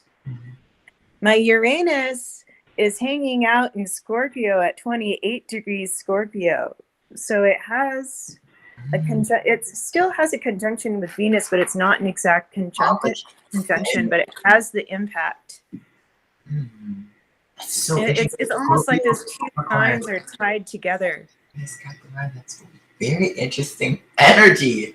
Even that's very Uranian. That's a very Uranian aspect. Because it's just like, it seems to be like all over the place. Scorpio, Capricorn, Sagittarius, all conjunct? What? No, it's I know it's the 10th house. I understand the 10th. Oh, I get it. I get it. Capricorn, right? 10th house. Okay. Yeah. Okay, I get Isn't it. that strange? Yeah. Even though not actually is, like the houses aren't actually the signs, but it has a similar energy. And it's very I know what you're saying. Yeah, that's something I need to analyze too, that I'm kind of curious about it's getting very into more. Because it's just like, whoa, what is this? Because it would make like because they're conjunct, it would make like an energy of like a new planet, which would be like innovation. But the way that people would view you as like, and so like Venus, when you feel safe in a relationship, or when you feel safe relating, Uranus, your inner genius, divine genius, your ability to tap into the collective consciousness and have instant downloads of insight and genius. It's like when you feel safe, you really can relate this high vibrational electric knowing down through to your relationships. And then when you feel safe and when you trust the universe can, not only can you download and bring that down to others, the universe can also do that to you. So you can also be a vehicle of channeling, the earth can also like use you as a channel to like beam up information to the celestial plane. So like for you, it's like this constant communication. That's a lot of energy flowing through you.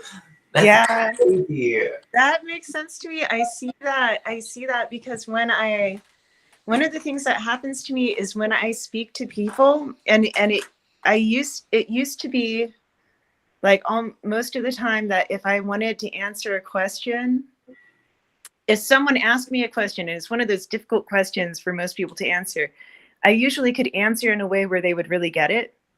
I would usually often know the answer, not always, but very often I would know the answer.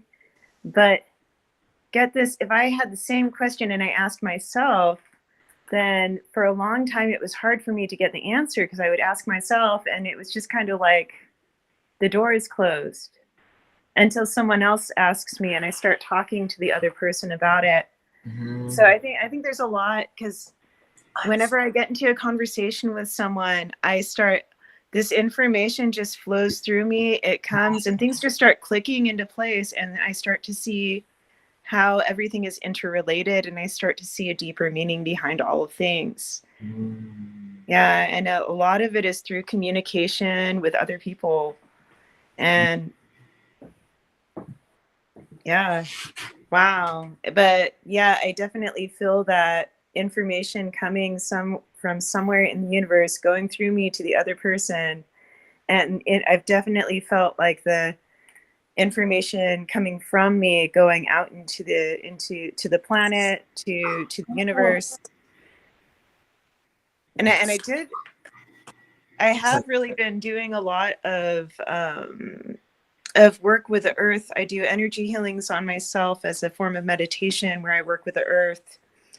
And I feel energy go through me to the earth and up, out. Can you share a personal practice that you think would be useful?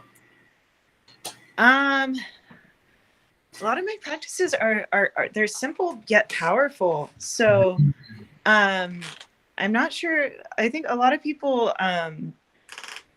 they've kind of gotten a sense that this has happened. Some people absolutely know, like they felt it, they're onto it, they know, someone has told them, or they just get it intuitively. But everybody's throat chakra has pretty much gotten an upgrade over the past few years, multiple times. And so when people are being present with themselves and they use like a declaration in order to manifest or in order to meditate, it's very powerful.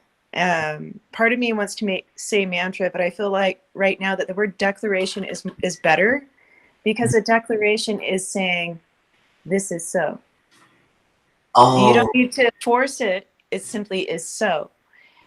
With a mantra, there's kind of a sense that you're saying something over and over again, and it will come because you're saying it over and over again. With a declaration, you are present and you're simply accepting and saying, this is so. So like a declaration might be something like, I accept that what is best for me will come to be. When you said that, my crystal started buzzing. Yeah. My crystal really likes what you said. So you're declaring it, you're saying it is so, and it's something you don't need to force it, because it is so. You're letting it be, you're speaking it out and letting the energy moves out and does its thing. So I use those as mantras in a sense, but I make them up. I make up my own, and I encourage other people to ask themselves what they are looking for to have happen in their life, and to maybe ask for it in a declaration, or to maybe declare, I accept that everything in my life is manifesting towards what's best for me, and I want this to happen. I'm asking for the best version of this that's for me. And if that's not the best thing for me, just the best thing for me that I'll really, really love. Something, and you can ask for it to be on that theme or whatever, but you can do that. You could do like a declaration and ask for what you want, accept it and let it go, and just be present and go with the best opportunities that happen around you in your reality. And as you do the best you can, you just see the next step. You don't see anything else ahead of you, just that one next step. And you just have trust that the universe will bring you what you've requested. And as long as you keep stepping on taking that opportunity when it comes and using it and doing it, then it will come and it will happen as you take those steps. That's so interesting. I've witnessed a lot of people with Capricorn energy, and I really want to see somebody who has like a Capricorn ascendant, or like see somebody who has like Sun in Capricorn, and read a chart of a person who's Capricorn dominant and see where like the third house or where their Gemini placement is, or like see how like Capricorn and Gemini are related, because I've had this experience of like being around a Capricorn and like something that they don't want will happen. And then we'll be like, literally one of my friends will be like, anything that is not of the light that I do not wish to happen it has no ability to influence me and it's burned from existence. And then it's gone. And then, or she's like, this person, please universe, let me know if this person is good for me. And if they're not, I want them out of my life. And then like 2 days later, that person's just gone. And I'm like, what the heck? I will make declarations like that sometimes. That's the Capricorn. That's the part of them that says, I'm in authority. I'm in charge. Universe, you will listen. Capricorns are powerful. And it's not even, when you're doing it in a way where you're being really present with what is, you're not even saying the universe, you will listen, because you don't need to demand it, because you accept so much that you are in authority. You are the manifester of your life. No one else is. So if you are the true one manifester of your life, and no one else is, and you fully accept that you are, then you let go and you say, this will be. It is done. How did somebody, what the hell? Anyway, sorry. That felt very similar to Abraham's energy. Anyways, don't know if it was. It really did very much to me. I'm like, that really felt. Anyways, I'm getting kind of a feeling like, I'm going out. I don't know who, but wow. That was a message. I wasn't expecting to say that, but yes. I don't know. I agree. Something's weird happening in the comments. Some loser saying some bullshit shit. So whatever. Whatever. Anyways, keep going. This conversation's too enlightened to deal with that bullshit. But anyways. Wow. No. Yeah, but I see that Capricorn. Yeah, that makes sense to me, because if you're using your Capricorn trait in a healthy way when it comes to being the boss, because Capricorns can make very good businessmen, and they can make very good people in charge of an organization. But if you're doing that, then you're simply like, I am the manifester of this. I am simply doing this. Of course it will work. Of course. Why would it not? Right? Right. A huge part of that attitude. Yeah, a huge part of manifestation is setting visualization to the fire, then the intention, which is the thought, the air, and then the feeling, the emotion, right? And then the action, right? But then also, like, after that action with the earth, you have to let go of the whole thing. Yeah. Right? Because what you let go, what you release, if it comes back to you, it's truly yours. And if you hold on to the energy, then it's just like you're holding on to your manifestation. And like, if you send a letter, if you want to send a letter and you're just holding on to it, it's never going to get to where it's supposed to go. Exactly. Right? That's a good analogy. I think of it like I like to think of it almost as if I'm trying to put the universe on a dog leash when I hold on to the energy and I'm not letting go. That's Like some Capricornian stuff, man. You must have Capricorn in your chart. yeah, Capricorn is my south node is in Capricorn. Oh, so that's easy. So, You mastered this. You already know. dude, I've also had to let go of things though. Like I've had to let go of like there's simply accepting that you are the manifester of your life, that you're doing this and having the confidence and being like, I can do this, of course it will work. And then there's being like, what? It didn't work. Fuck this. I'm so angry. I'm so frustrated. Me. I would get overly frustrated. And so I really had to let go of my tendency to get frustrated when things didn't go my way. And to really, really let go and accept things really would and could work out in the best way. But I just might not know how it would happen.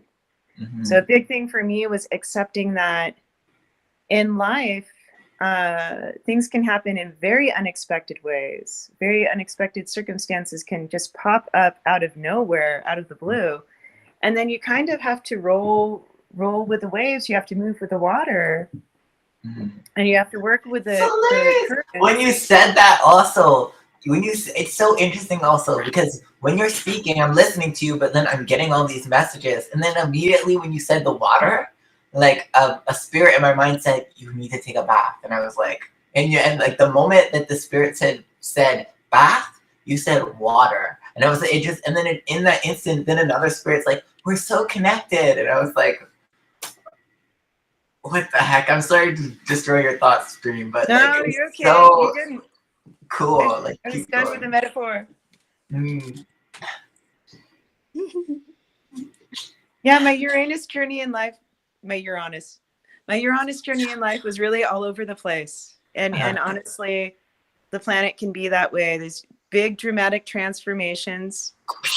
And you don't even know what you're going to transform into until you do it. Like before, when I was an activist, I was super intellectually focused. Mm-hmm. Very much getting very good sources. I had like 3 very good sources for each major piece of information I would talk to people about. Very, very well researched. We're the same, man. No. Then I went into intuitive work. Then I was like, that's what happened to me. I used to be so left brain, so like logical. I'm so rational, so like disciplined in my mind. I was reading like five books a day, composing music and all of this stuff. Wow. From a left brain kind of perspective. And then I was just plunged into this like right brain spiritual mumble jumble world. And I feel like recently it's like I'm coming back to the balance of the two. Yeah, I'm working on balancing the two too. It's very similar story. Because I think we both might have like that Uranian aspect, but I feel like you more so because I'm triple Aries in the 11th house. I have 3 placements of Aries in the 11th house, which brings this Uranian, innovative Dionysian quality to my personality and my Aryan fire. So like we're similar, but we're not the same, which is beautiful. Oh, it's very cool. It's very cool. Awesome. Yeah, I got my Aries moon going on. Me too. Yay! Yeah, but that's the only major planet. I have Aries. I also have Eris conjuncting my moon. But me too. What I got in Aries. Very cool. Very cool.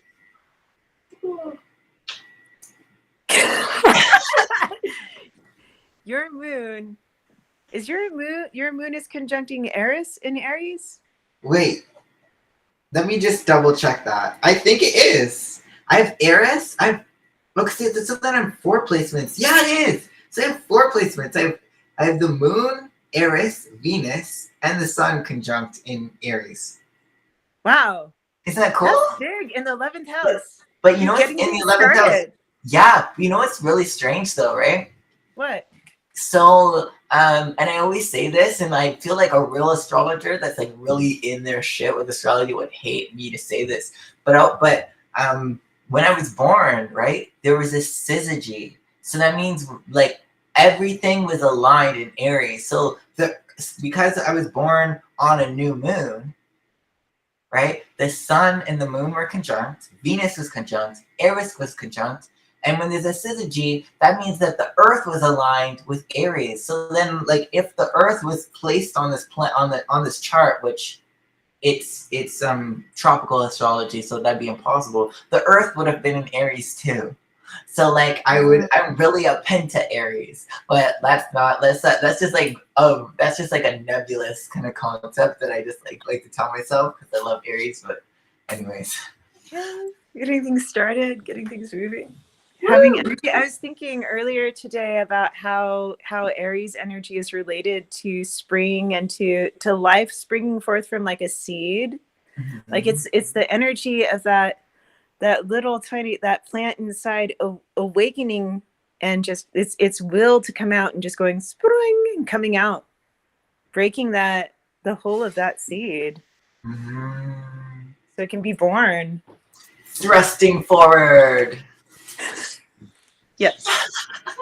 That's Aries, right? Like, it's like, look at the glyph of Mars. Like, that's where Aries is exalted. Like, moving forward. Yeah. Forward momentum. Like, there's nothing that like, I don't know. Aries is also the sign that like, never mind, I'm not going to say this on my live. Not yet, at least. But Aries is a sign like it loves forward movement. It likes innovation. It likes to burst forth and initiate things, but sometimes it doesn't have the follow through to complete. But also, this is bringing to mind another thing that's very interesting. How the glyph, one of the alternative glyphs for Uranus is actually the Mars glyph pointing straight up with a dot in the center. So it's a certain amount of the sun mixed with the Mars glyph. And I always feel like there's a similar... Whoa. Is it the symbol of the sun mixed with the Mars glyph? That makes so much sense to me. Right? That's like that. Yeah. Yeah, because Uranus is like you are becoming your own bright sun. On a spiritual level, you are owning your eccentricities, you're owning your creativity, you're owning your everything, your flaws, your goodness, your badness. You're owning all of yourself, and you're completely loving and accepting yourself. And if you're really going up to a high enough vibration, you're learning to accept everyone else and ultimately love them as the unique beings that they are.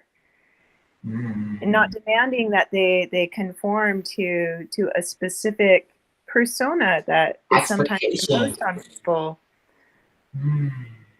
Yeah. It's beautiful.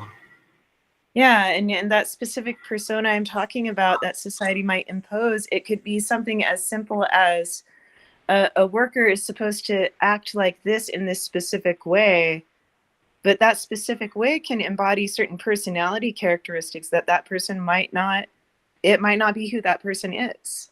And they might be able to do their job really well, but it's better if they're doing it acting as who they are, not acting as according to what the boss thinks their personality type should be. And there's a tendency in our society to impose a certain kind of persona on different categories of people, and we call them stereotypes. Prejudice. Yeah, even though people want to avoid stereotypes, there is a tendency where if they are true to a certain extent, but like they are. Yeah, say that again. I always feel like stereotypes. There's a small aspect of truth in a shadow aspect, and that's the reason why it's grounded in the reality. But then it's like it's a truth based on a small-minded perspective, and to use a small-minded perspective to paint a brush over a large group of people or a class or an identity. It's imposing a personality on each of those individuals as if that's who they are. It's a straitjacket. There is no average man. No one has Straitjacket. that as their personality. There's no freedom there. There's no freedom it's there. a straitjacket. Mm-hmm. And you know, it's done to women, it's done to minorities, it's done to different categories of people. If you have this position in society, you're supposed to behave this way. And when you look at everything that this way entails, it's a personality type. You're supposed to behave like you have a specific personality type because you have this position in society. Screw that. Yes. I know, totally. And that's why I love the younger generations. Yes, so much. They smash that shit out the park, out the water. Like they're just like mixing paradigms that like don't go together in our eyes. Like we're like, what the hell are these fucking kids doing? But it's like I'm just like, wow, like, whoa.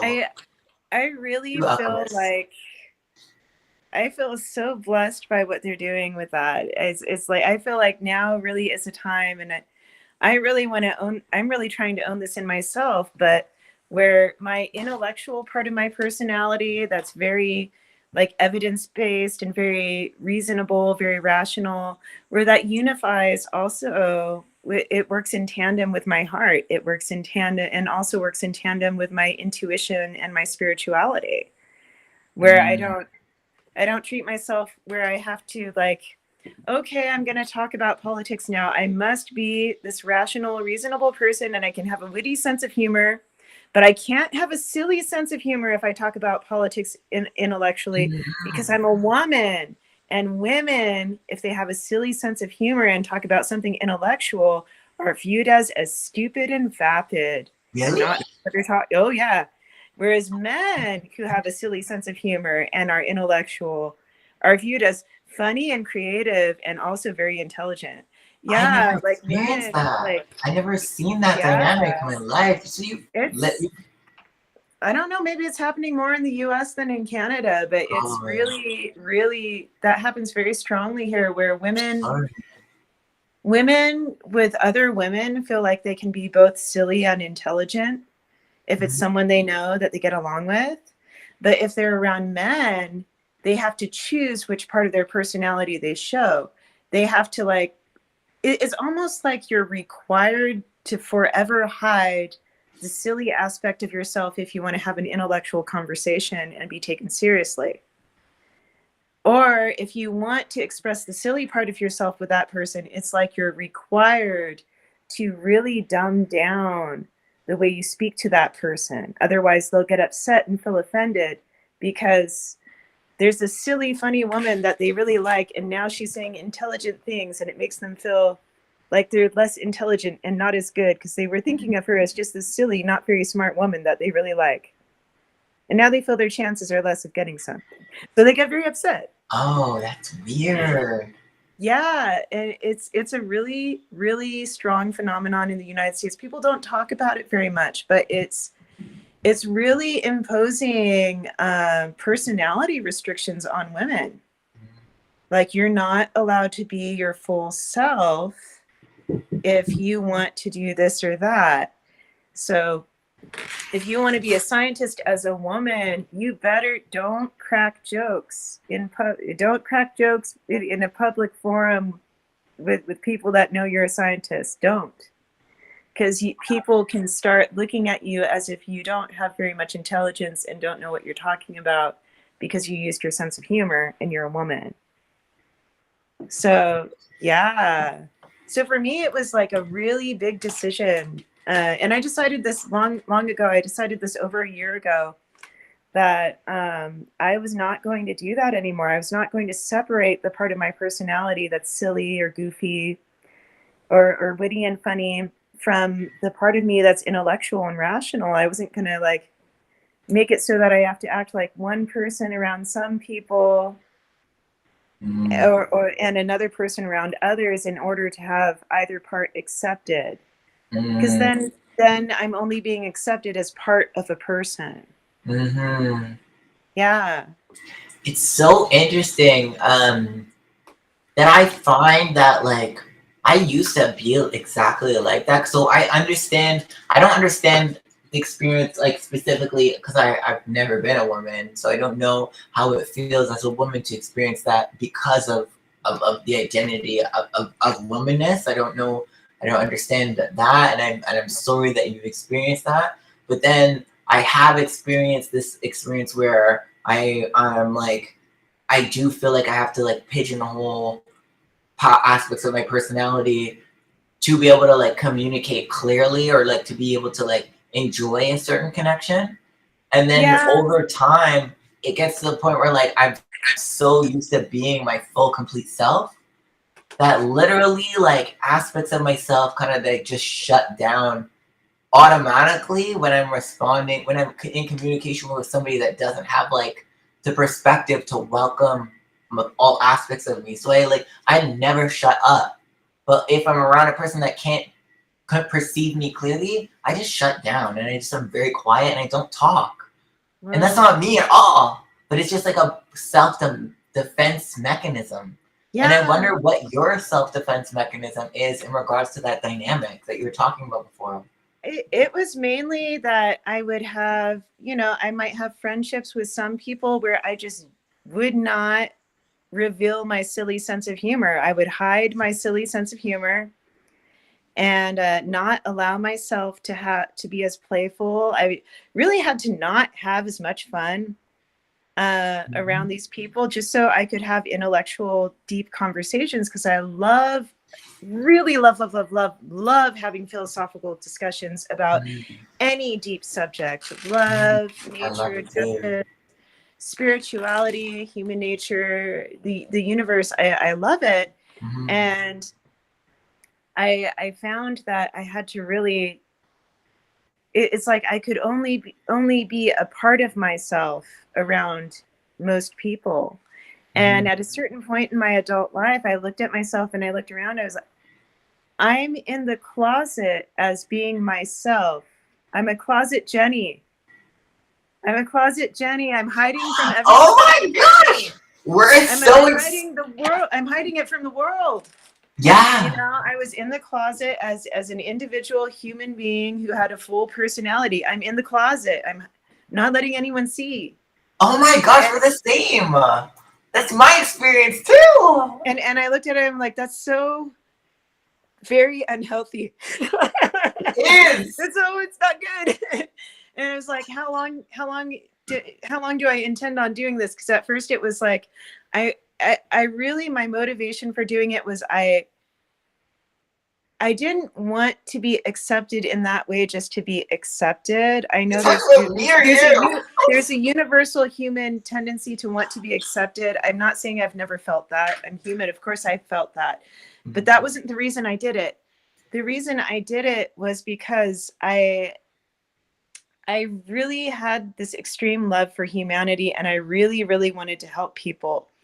And the way my personality is, the way my gifts are, most of what I have that I can give to people that seems big, that seems like it would have a big impact, are ideas. And some of it is some of it is emotional. Most of it is associated with healing oneself and coming to terms with various things, and finding deeper healing and deeper understanding, and love and acceptance for one's circumstances and oneself. So like that can be done through a philosophical conversation with some people. With other people, it might be done through a conversation, a spiritual conversation. With some people, they might need a shoulder to cry on. They might need a hug. They might need to laugh. They might need to kind of like get into a different headspace to kind of be freer emotionally and to let go a little bit. They might need to dance. I didn't really help a lot of people by going out dancing, but I would love to go dancing with you. Let's do that. Let's set this up. Dude, ecstatic dance is so much fun. I seriously spent an hour dancing the other night. But I was home by myself. The full moon, Virgo? Dancing. I was dancing at like 4 a.m. or like 3 a.m. the last full moon. That's funny because I was dancing the same time this time, but it was so much earlier for me. I got to sleep the whole night. It was much earlier for me. Lucky. It's not in the middle of the night. It was late at night. But it was not. I went to bed around like 1:20 a.m. I highly recommend everybody check out the Leo King spiritual dance music. He DJs like some amazing tracks. It's like rave music, and then he also not rave music, house music. Sorry. And then he also gives intuitive insights and messages, and it's amazing. I love that dude. He's a Leo, and he's just perfect. Dreamy. Anyways, continue. Sorry. Yeah. No, I feel really good. I feel at peace. Me too. I feel We've been talking for 2 hours and 15 minutes. Isn't that amazing? Wow, I didn't realize it was so long. It felt like 5 seconds. Like, I love this. We can keep going. Like, we can keep going. I don't. This is a Uranus conversation. Do you want to know why? Why? Because like in the beginning, we're all like talking about community directed democracy and issues in society that might be helped by it. And that was one thing but is very Uranus like, right? And then the next thing was astrology, which seems completely, totally different, big transformation, but still Uranus like. Yeah. And then the next thing we're talking about, like, I found I was in the closet. I was a closet Jenny. I was hiding myself. And then you're like, here I am. Suddenly, kapow! Yeah, I came out of the closet. What was your coming out of the closet like?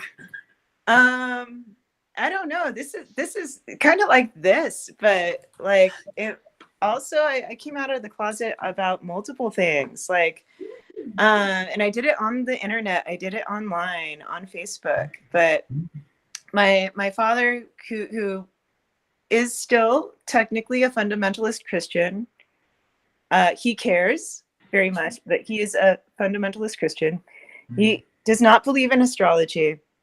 He does not believe in my form of spirituality. He believes that is probably believes it's rejected by God.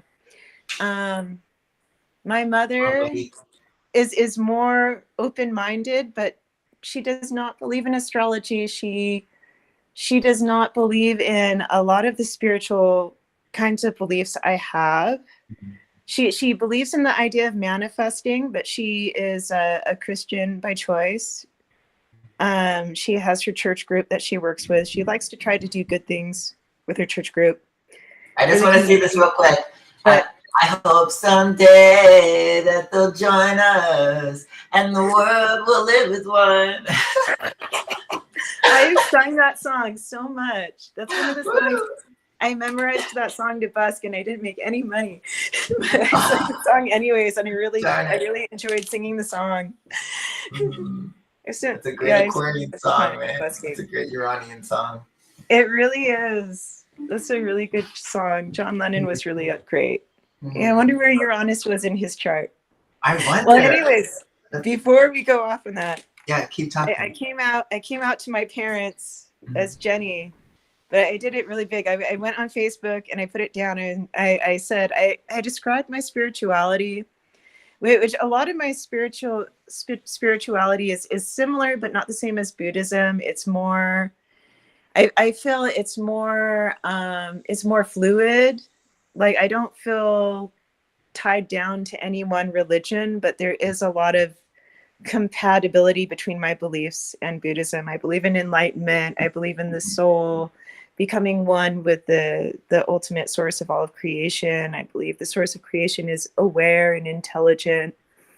I believe that God is love, that we're essentially all made of God's own substance of love, out of God's self. But I put that up. I wrote that down to come out about that, and I was like, I'm just telling everybody. Woo! And like, even all the people that look at me as an intellectual, political activist, former activist. I haven't done activism in forever. I admit it.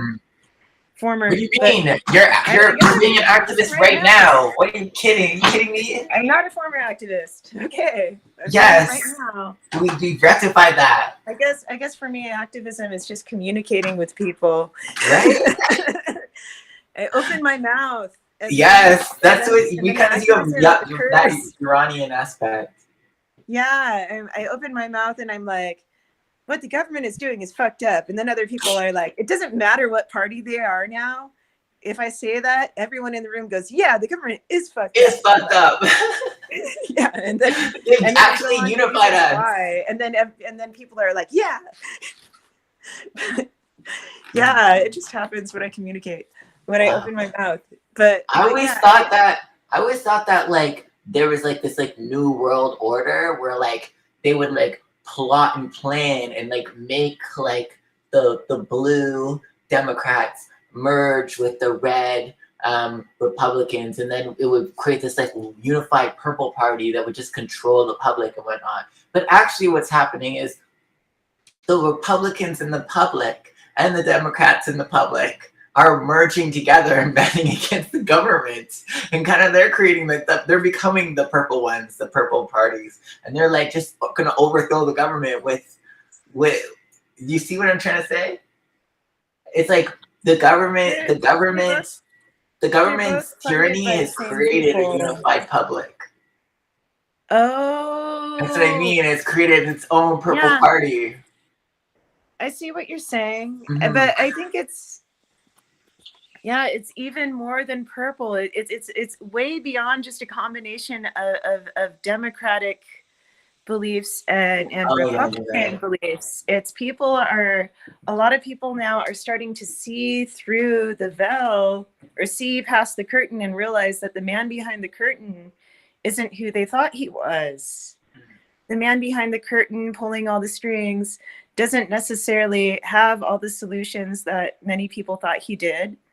The man behind the curtain listens way too much to corporations and to people with money. And when I say the man behind the curtain, I mean pretty much people in government in general. I'm not referring just to necessarily President Biden. I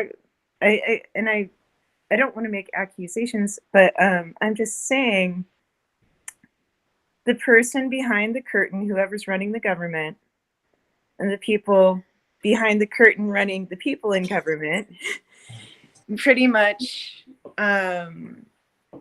they're not doing what they presented to the public that they're doing. Like with COVID, this is weird, right?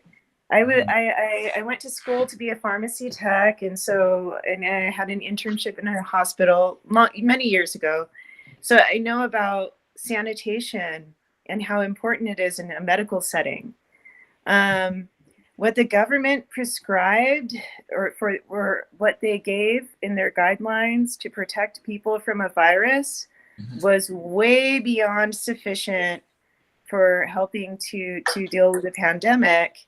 If you wanted to deal with it through special hygiene, way below sufficient, not sufficient, would not have worked, did not work.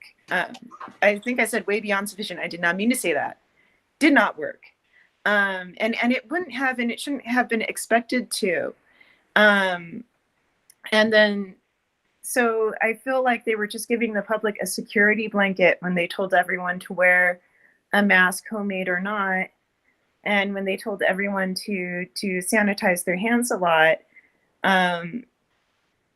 You can kind of like make a difference if you're trying to prevent a virus like the flu. And COVID is very flu-like by wiping things down with Lysol, by cleansing a lot. But they've done studies with masks, and because the internet search engines aren't working so well, I looked at like 12 studies. I didn't find much else. And the studies I found, just like maybe 2 of them said that wearing a mask might work slightly, but then the amount it said it would work was not statistically significant. So I don't know how much it would actually help. I feel like the government could have done a lot more to help people, because we know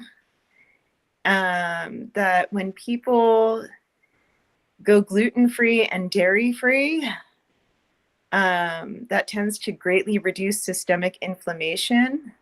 Mm-hmm. And COVID, when it gets bad, a big part of it is huge systemic inflammation.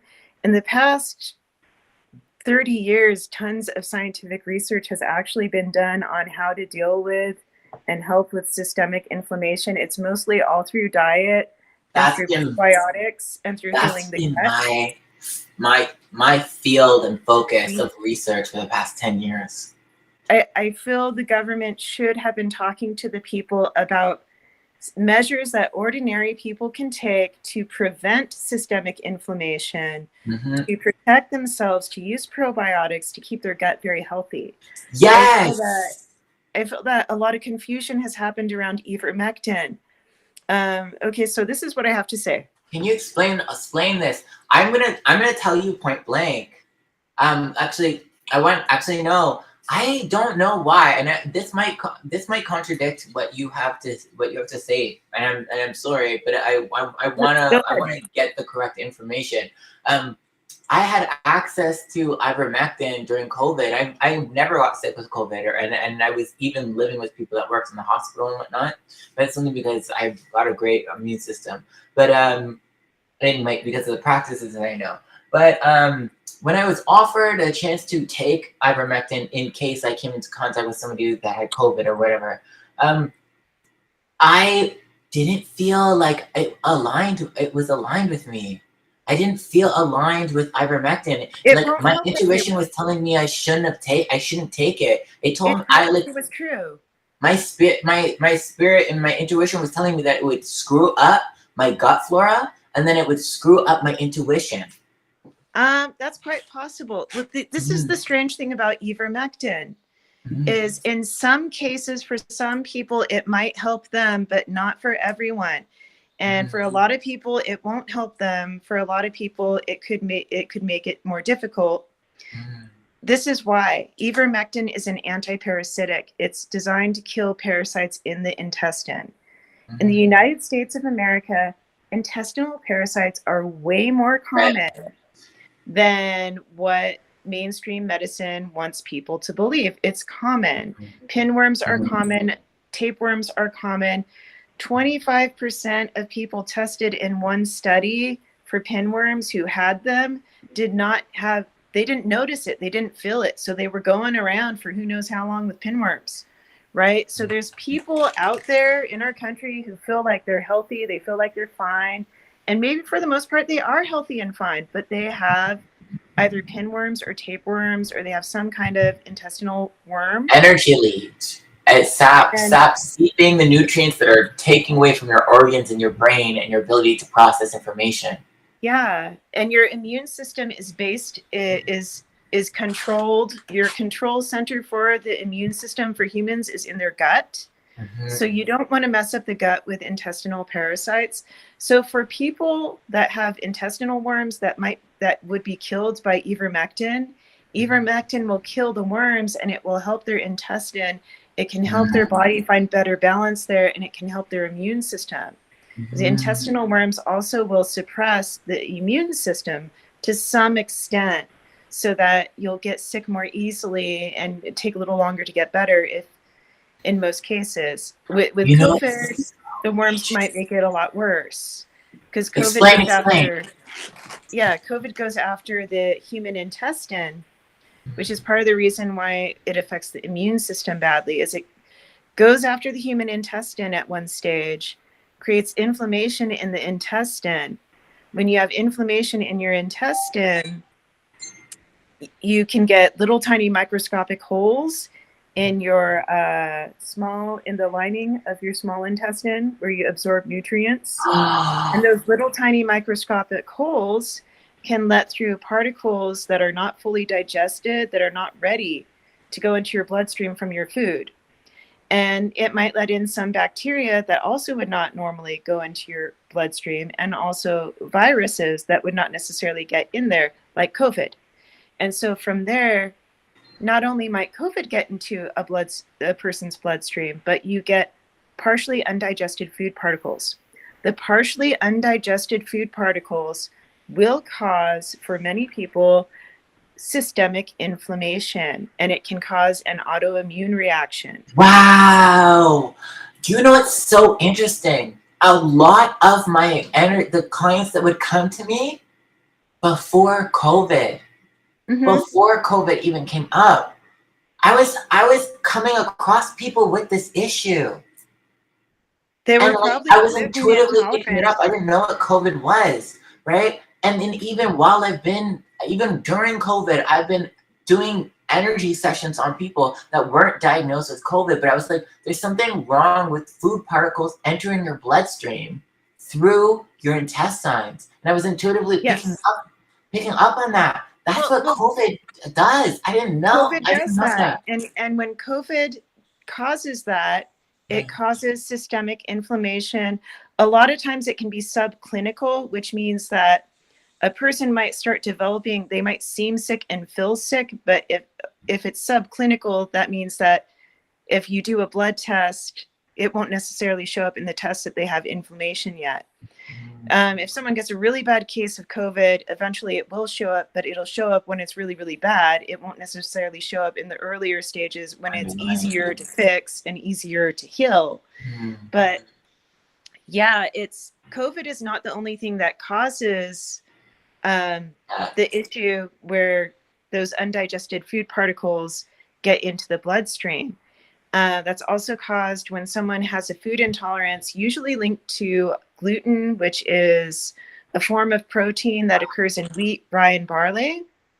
It is very commonly eaten in many places in the world. In the US, it's a major staple. 1 out of every 10 people, 10 humans, cannot properly digest and break down gluten.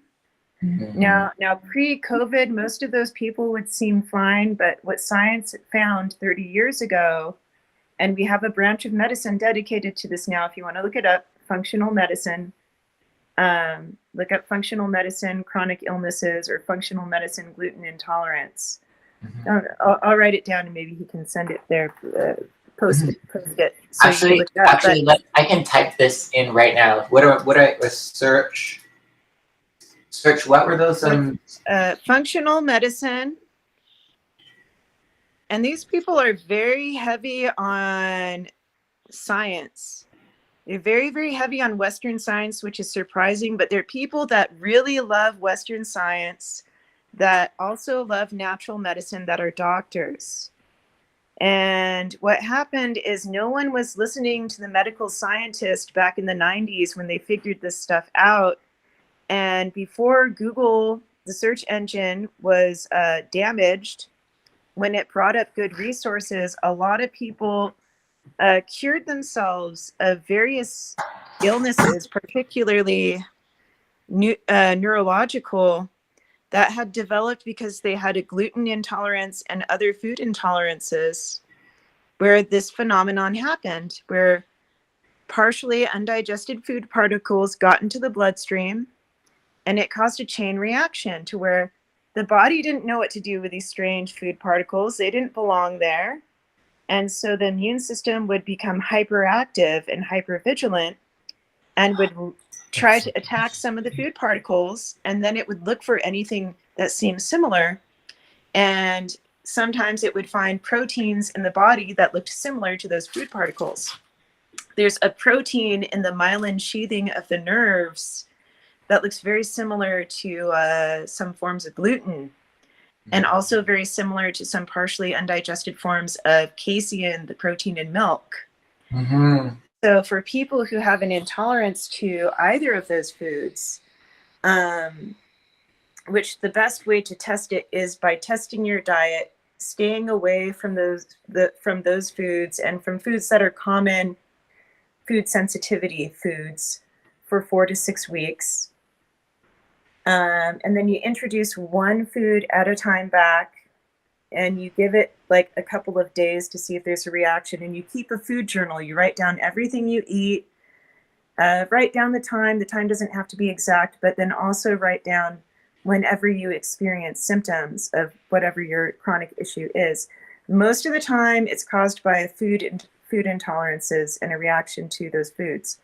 So science started learning a ton about this in the 90s. COVID does to the intestine something very similar as to what happens when someone who has a gluten intolerance or an intolerance to casein, the protein in milk, when they eat the foods they're intolerant to. So because of that, we can see chronic illnesses pop up because of COVID, autoimmunity and whatnot. And I think what a lot of people are not catching and realizing is that if someone gets COVID and they get rid of it, if they develop a chronic illness but the virus is gone, then they've developed a food intolerance. They've developed food intolerances because their immune system tagged some of the foods, some of those partially undigested food particles that got into their bloodstream as dangerous. And if there's proteins in their body that look similar to what it tagged in those foods, then their immune system can have an autoimmune issue. It can attack the nervous system. It can look like Parkinson's. It can look like multiple sclerosis. It can look like a neurological disorder. It can look like fibromyalgia. It can look like multiple chronic conditions, chronic fatigue syndrome, getting swelling in different parts of the body. If these are happening to someone and they had COVID, but they got rid of it, they need to test their diet. If they have COVID, but have not gotten rid of it, they should still test their diet, but they should understand that they're going to have to get rid of foods that they are reacting to that are causing chronic inflammation in their body. That will help them heal. It will help them heal because it will help their immune system to be much stronger. If your immune system isn't trying to go after undigested food particles, it can attack the virus instead. If you want to get rid of the foods you're reacting to, whatever it is, just test the foods that people are commonly sensitive to. Make a list, look them up online, make a list. Take out gluten and casein and coffee of any kind. I'm so sorry, but those are the three most common. Coffee. And because coffee. I'm so sorry. Yes. So coffee as well causes the inflammation. I am not supposed to have coffee. I occasionally cheat, but I'm not supposed to be. I cannot drink coffee regularly without causing myself neurological issues. Really? I know about this stuff because I had to do a lot of research. I had to figure out my own case because I had symptoms that were very much like multiple sclerosis in my early 20s. I became physically handicapped. I could not walk past 2 blocks. What? In the heat. I had a really big problem. I was going to have to quit working if I didn't do something. I went to my HMO mainstream doctor, who was the neurologist was a very nice person. And he was like, I believe you have a neurological disorder. These symptoms are neurological, but I don't know what it is yet. And honestly, it might take years before your symptoms clarify what it is. And with neurological illnesses, at that time, it could easily take 5 years and sometimes longer before they could tell what neurological illness someone had. And it could take it could take years before things started showing up in blood tests. In the meantime, the person is having all these neurological symptoms and they can lose their ability to function normally and they could lose their ability to work. And the doctors were not supposed to diagnose until the symptoms were clear enough. There's reasons for that, but it also makes it really hard for people to get disability when they have neurological conditions. They often have to wait a very long time in the United States while they are handicapped before their symptoms are clear enough to know just which neurological disorder they have. But even sadder is the fact that most of these people for the past 30 years could have been cured if our mainstream medical schools had listened to the medical scientists who kept trying to spread this information. And these are mainstream medical scientists. These are not nobody scientists. These are accepted by the scientific community scientists. Their discoveries have been accepted for decades by the medical scientific community. Wow. There's not an argument in medical What a science about this. delusion. There's not an argument about it. There's no, it's been over 30, it's been Consensus. 30 years. There's no, it's been longer than 30 years. This is old news. All the peer review has been done. It is older science at this point. It has become older science. It's been around for a long time. So it is a big thing that in our medical system, a lot of medical schools, which tend to receive a lot of funding from pharmaceutical companies, they don't teach this to all their mainstream students. It should be something that every single nurse should know. It's something that I can tell people. You could give someone like a 2-hour class as part of their education to tell them some of the basics of this, but just that 2 hours is enough to where they know, oh yeah, this patient has this health problem. I need to tell them to do an elimination diet and eliminate all foods they might be sensitive to and keep a food journal for 4 to 6 weeks. And then they're supposed to come back to me with the results and stay away from the foods that are causing a problem. And then I can evaluate how much better they are. For most people, all their symptoms will be gone and stay away. For some people, they still have some symptoms left, but they're a lot better than they were. So yeah, it really matters. And if someone's had a neurological condition for too long, they can have permanent nerve damage that won't go away. But you can stop the progress in most cases of the disease. And a lot can be healed with methylated B12. Can you speak? I've been hearing of this. Can you speak on what methylation is,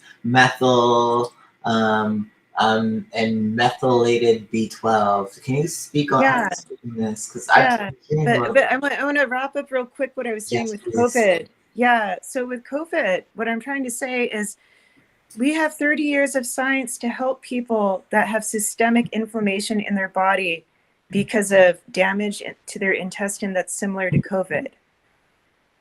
And it should just be one of those things that at this point, enough time has passed to where enough people should be past the fight or flight response to where people who know about this form of medicine should realize that, oh yeah, what COVID does to the intestine is just like a gluten intolerance or a casein intolerance. We can treat it similarly and drastically reduce the inflammation in this person's body, and it will greatly improve their ability to heal. You heard it here, folks. This is the cure to COVID. Right here in the media space. Thank you, Jennilee. It could help cure some people if you get rid of enough systemic. Well, what happens with people who have food intolerances is, and especially when they get the systemic inflammation, because not all people with food intolerances get severe systemic inflammation, but if they get the severe systemic inflammation, it means their immune system really wants to go after whatever, and usually based on proteins. With immunity to COVID, it's usually the part of the form of immunity that people usually develop to COVID is it's similar. It seems to be an immunity based on the immune system is tagging something that's like a protein on the virus. So, and that's before the vaccines. I know the vaccine is designed to do that, but before that, they were finding that. At least that's what I think I remember reading. But once you get rid of the systemic inflammation, if the person had it, their immune system is usually very powerful at fighting viruses when you get rid of the foods they're intolerant to. It makes a dramatic difference. And it could save some people. And this is just something that I feel like our government, if they really wanted to solve this case, they should have gotten functional doctors on the team, because who functional doctors are is they're people with an MD or a DO. DO is doctor of osteopathy. It's like an MD with a little bit more. basically, but that's not just all they are. They're people that are like the doctor on the TV show House. They actually figure things out. They actually stay up to date with science. If you want to find doctors that keep up to date with the latest science on how to heal different medical issues and who will be the fastest and best at figuring this kind of stuff out, you want to find the government should have just been like, oh yeah, we're going to get functional medicine doctors on the team and they're going to help us solve it. And our CDC is obviously not run by functional medicine doctors. Yeah, like with the vaccine, we could have, to avoid a lot of controversy and to produce it a lot faster, we could have used dead virus, done it without toxins, without aluminum, without mercury, and we could have just given everyone a couple of boosters, and it would have created a strong immunity, and it would have been with a dead virus, and it would have been without toxins. Instead, we created a new kind of vaccine that's this huge controversy that I won't even take. So, yeah, I didn't take it. And I'm really glad I did now that everything's blowing over. I'm really glad. I don't know how I survived COVID with no work, like no official job, like literally astrology and tarot. Whoa. Was my key to not getting a vaccine, surviving this whole pandemic, and I was living like in luxury the whole time because of tarot and astrology. Good for you, man. Right? That's fucking but awesome. and I don't mean to brag about my personal experience, but like at the same time though, it was very scary to see how like unprepared a society was for these viruses when like 10 years ago, right, we were getting warnings of like the super bugs that we still have to face in the future based on our antibiotics. I honestly feel like the government is not does not care about contingency plans for the public when it comes All to I want to say is that they don't really care about us. No, I feel like they made plans for themselves. What? I believe it's kind of like what usually happens in like some kind of big emergency is the wealthier or those with resources, they have some kind of plan for themselves, and then they kind of like run away from the public. I feel like the government in the US, it gave people a security blanket. I mean, come on. Money is one of the dirtiest things in the world in terms of germs that affect humans. And when it came to COVID, no one in the government said, hey man, we're passing these germ-filled pieces of paper back and forth in every single grocery store. I never even thought. And not only are we doing that, but we're like not cleaning the cash registers, and the cashiers are not sanitizing their hands between each customer. And I guess it doesn't really matter since everyone's getting the same dirty money out of the same cash register box. But they could have just said, hey, everyone, use a debit or credit card. We're going to have this special program to give you a free prepaid debit card that you can load for free if you can't get a bank account, because banks suck. But if that's the case, you get a free debit card you can load for free and take money off for free. And then we'll all use plastic and we'll make it. That's another thing. That really frustrates me about this. It would be something simple. It would be something simple that would be easy for people to keep up with. It would not interfere with people's day-to-day lives, and it would have cut out an amazing amount of germs. But no, instead they say, okay, we're going to keep passing this same money. Everybody wear a mask though, and everybody sanitize your hands. Okay, so when people get home, they take the money out of their pocket, they count it, they do whatever they're going to do with it. Then they go and like make themselves like a cup of chocolate or coffee, or they make their lunch or dinner, and then and I'm like, this is dumb. Or even if they don't do that, most people touch their face several times. I never even thought of that. I did, as I was making readings from I was basically online money. I was never in contact with cash. And that's really protective. That's really protective. So I never got sick. That's another thing. That's very interesting. Dude, honestly, I've gotten symptoms that were very similar to COVID.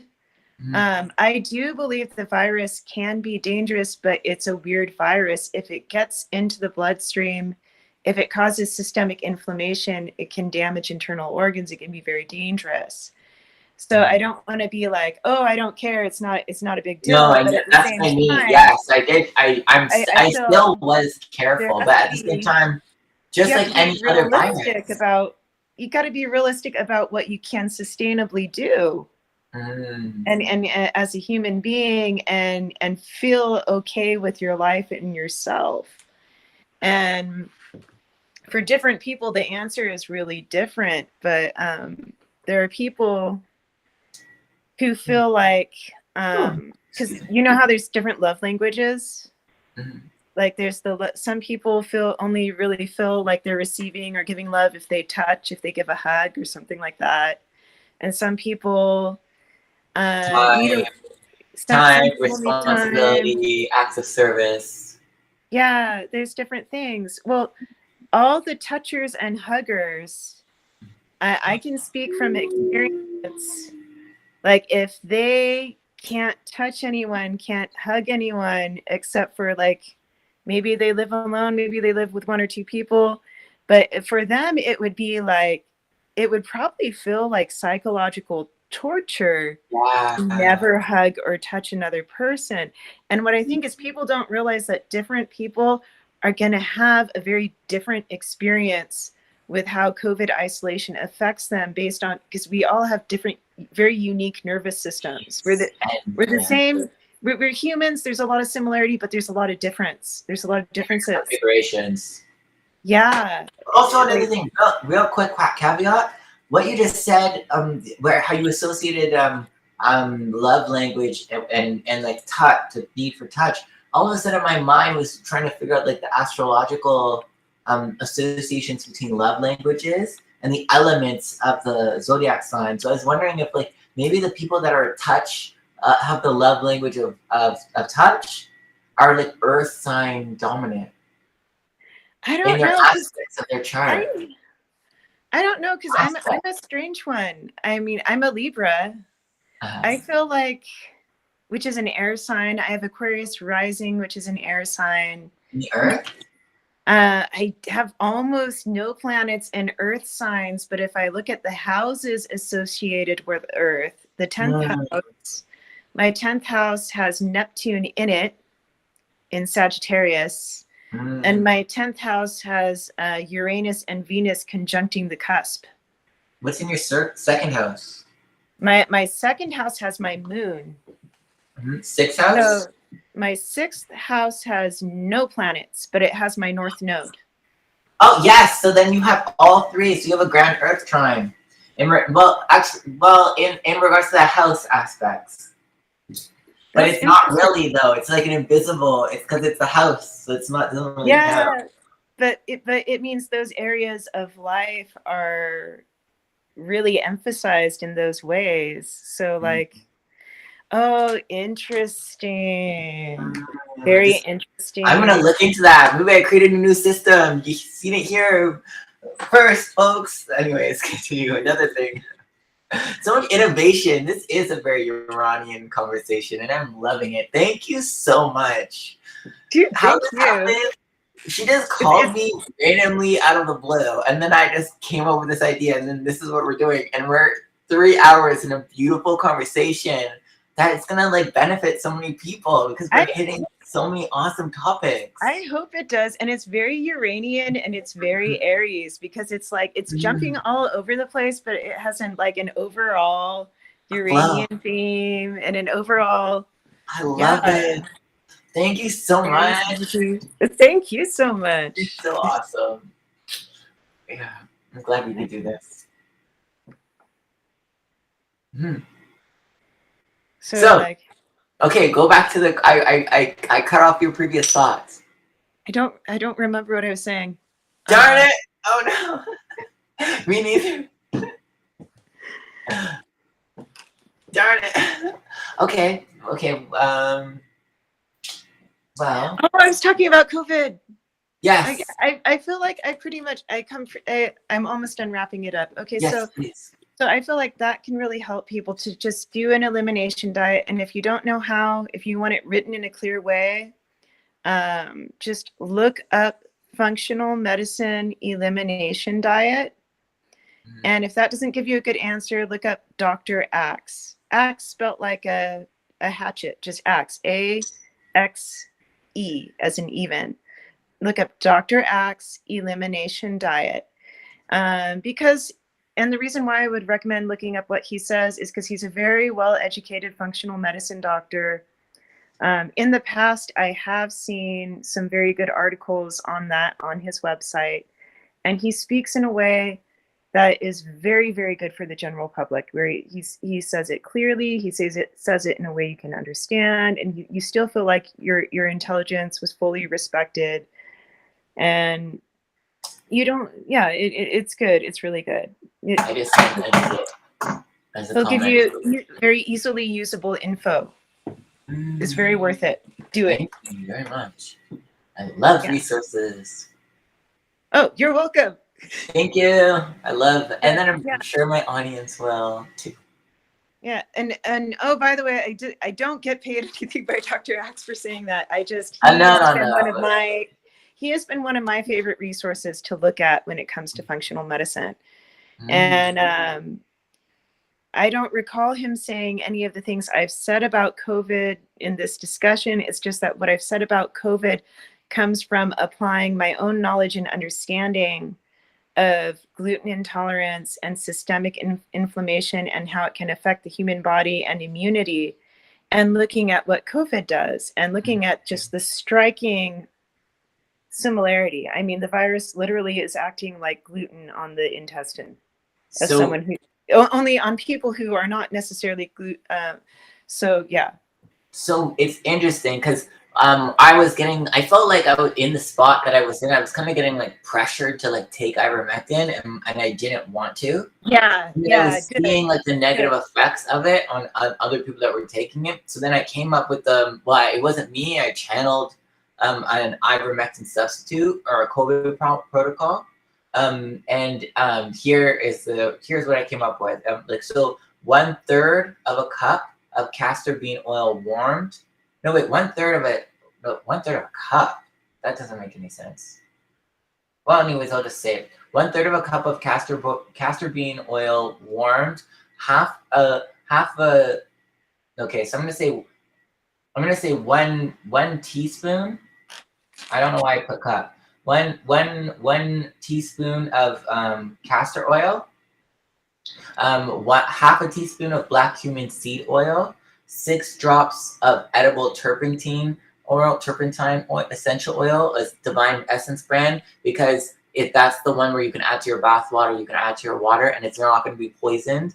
And then half a teaspoon of red ochre, because there's a small trace amounts of arsenic in the red ochre, and if you take half a teaspoon, it's not deleterious to the system. Also, human beings have been ingesting red ochre since the times of the Neanderthal, so it's very safe on the gut. And then 2 cloves of garlic chopped, half a teaspoon of brown marjoram, and then half a teaspoon of an herb called cat's claw. And this formula. Whoa. Yeah, I was surprised you mentioned cat's claw, but go ahead, keep going. I'm sorry. Yeah, that will work for majority of the system. Parasites, COVID, any type of illness. Like this will remove inflammation and cleanse the gut. That makes a lot of sense to me. Because with what I know about, I don't know everything about all the herbs you mentioned, but I have a little bit of familiarity with some of them. And with what I know about herbs that can be anti-parasitic, I did a lot of research into turpentine as an essential oil that could be taken by mouth, because I was very concerned. You know about it a couple years ago. People know about turpentine. What people in the United States, what most of them do not know is when turpentine is sold in the stores, the poisonous kind, what it is it's basically paint thinner. Paint thinner it's produced in a way where all sorts of toxic chemicals get in it. It is highly dangerous if you ingest it. Do not ingest turpentine that you get from a hardware store. It will Thank you for saying that. But if you were to get special Essential oil. It must be pure essence. It must be the organic essential Yes. oil. Divine essence brand The is organic the best. essential oil will not have toxic chemicals in it. And the organic essential oil, turpentine, is actually, I believe, from pine trees, isn't it? Yes. It's an essential oil from pine trees. Basically, it's an organic essential oil from pine trees. And it's been used further back in history. It used to be a common treatment. People would take like a teaspoon to kill intestinal parasites. And people were okay. It really does not appear to be poisonous or dangerous in any way if you were to get the organic essential oil. But make sure that's what you're getting. Please do not drink paint go to thinner. the hardware I'm not store. promoting people killing themselves and drinking paint thinner, please. Like, no, thank you. Organic kind. He gave you a brand that should be safe. If you're going to use turpentine, just make sure it's organic. Make sure it's something that is safe to take by mouth. Divine Essence brand. It's about $13. It's in a blue bottle. They have really great essential oils. I'm not paid to say this, but like, if you want to sponsor me, Divine Essence, please. I love your essential oils. But anyways, yeah. Sorry. No, you're good. You're good. That's funny. Yeah. Honestly, if someone wants to get an appointment with Dr. Axe, then be my guest. Yeah, but like, I'm not getting anything from it. That makes me sound like I'm getting something from it. Maybe right? No, let Dr. Axe sponsor you. Like, come on. Dr. Axe, come on. Pay me money. Yes, please. We're promoting you. And a free promotion. No, but no, he really was a good research resource for me for a long time. So that is why I recommend his website. But yeah, I feel like there's one or two more things to say with the COVID issue. Yeah, I just feel like the attitude in the US from the government, what I'm picking up intuitively, and also just what I've seen a lot of in experience. And this is something that a lot of people don't realize. A lot of people start realizing it around 40. Some people realize it earlier. Most adults, in many ways, are the same as children. They just hide it because you're supposed to keep up appearances. And what I mean by that is this. So if a kid is in the kitchen and they want to eat the cookies in the cookie jar and they know they're not supposed to, they're going to be sneaky. They're going to be sneaky. And when no one's looking, they're going to get the cookies and eat the cookies, and they're going to try to hide it. And then if mom catches them and they have chocolate all over their face and she goes, "You've been eating the cookies." And they say, "No, Well, but they have, and it's obvious that they have. And then after they're caught, they keep going, "No, I didn't eat the cookies. I didn't eat the cookies." And the mom goes, "But look, half the cookies are gone from the cookie jar and you have chocolate on your face." And the little kid is like, "No, I needed the cookies. I was hungry." Well, adults in general will do that kind of thing, but not with cookies. They might do that with money. They might do that with other things that they think they're going to get a benefit from. And it isn't necessarily stealing. It can simply be sneaking something that they know they don't get social approval for. So like my girlfriend will not approve if I drink this beer. So I'm going to sneak the beer and be like, "No, I wasn't drinking beer with the boys." It's a similar thing, right? So adults will do that, but they won't just do it for small things, like a man being like, "No, honey, I haven't been drinking." Burp. They'll also do it in politics, and they can do it with much bigger things. But it's very much is kind of like, it's the adult version of what you see in children. Everything adults do, there's like an easy version of it that you can see, or an easy to see version of it in kids, because kids will imitate adults, but a lot of times they'll do a really bad job, so you can really tell. So, yeah, I would say that with COVID, there's kind of like a childlike mentality of, "Oh man, we're supposed to know what to do. Everyone expects us to know what to do. What do we do? Pretend. Let's tell everyone we know what to do. Oh my gosh. Or let's make it look like Let's make it look like we have a good idea of how to fix this. Okay, everyone, we know we can help you. We don't know exactly what to do, but we can really help you. Fake it till you make it. We can really help you. They're faking it till they make it. We can help you. Everyone wear a mask and you'll be safer, and social distance and you'll be safer.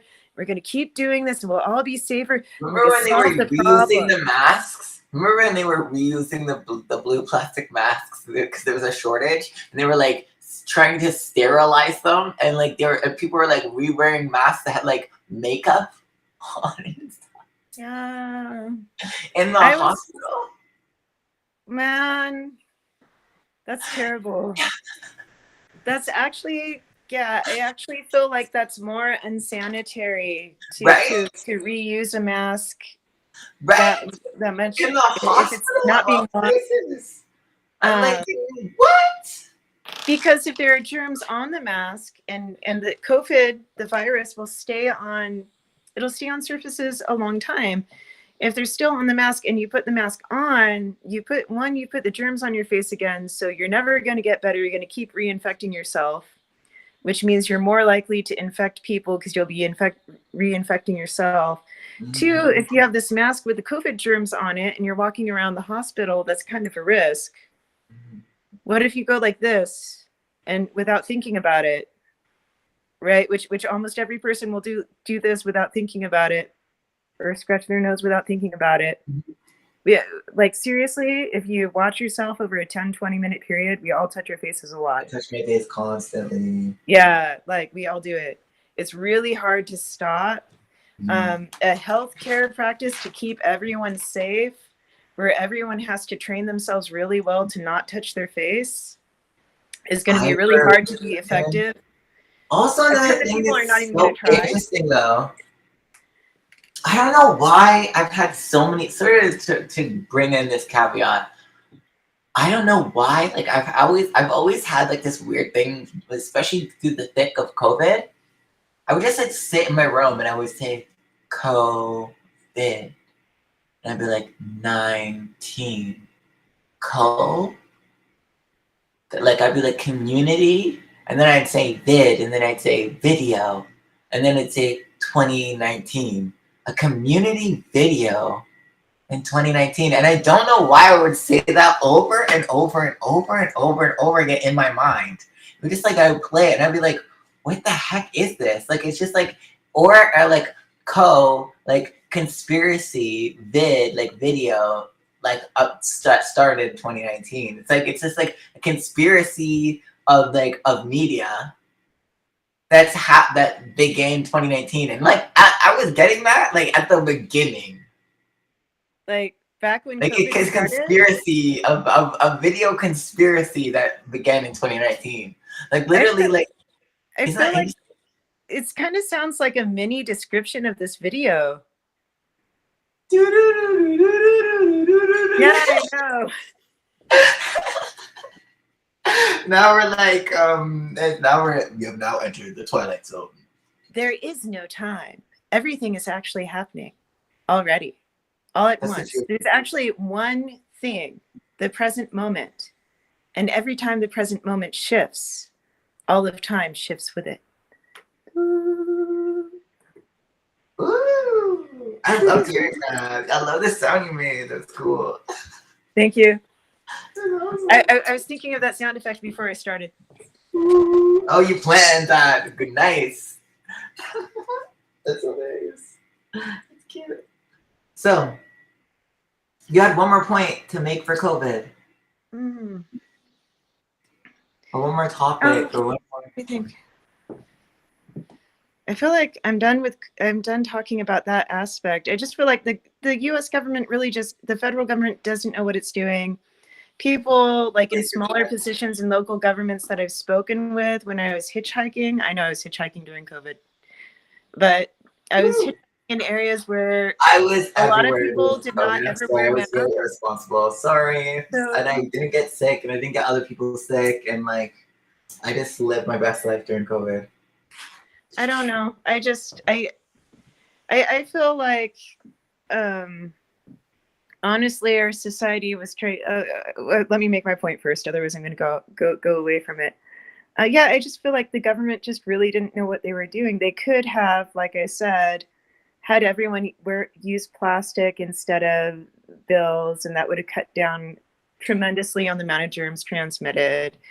They could have taught people about gut health and making their immune system especially strong against viruses, which probably could have greatly helped people. Instead, they were all like, "Let's fake it till we make it," and it's just putting on a show. It's just a show. I would rather. Another thing. Here's the point I wanted to make, and I forgot about it, but what you just said just inspired me again.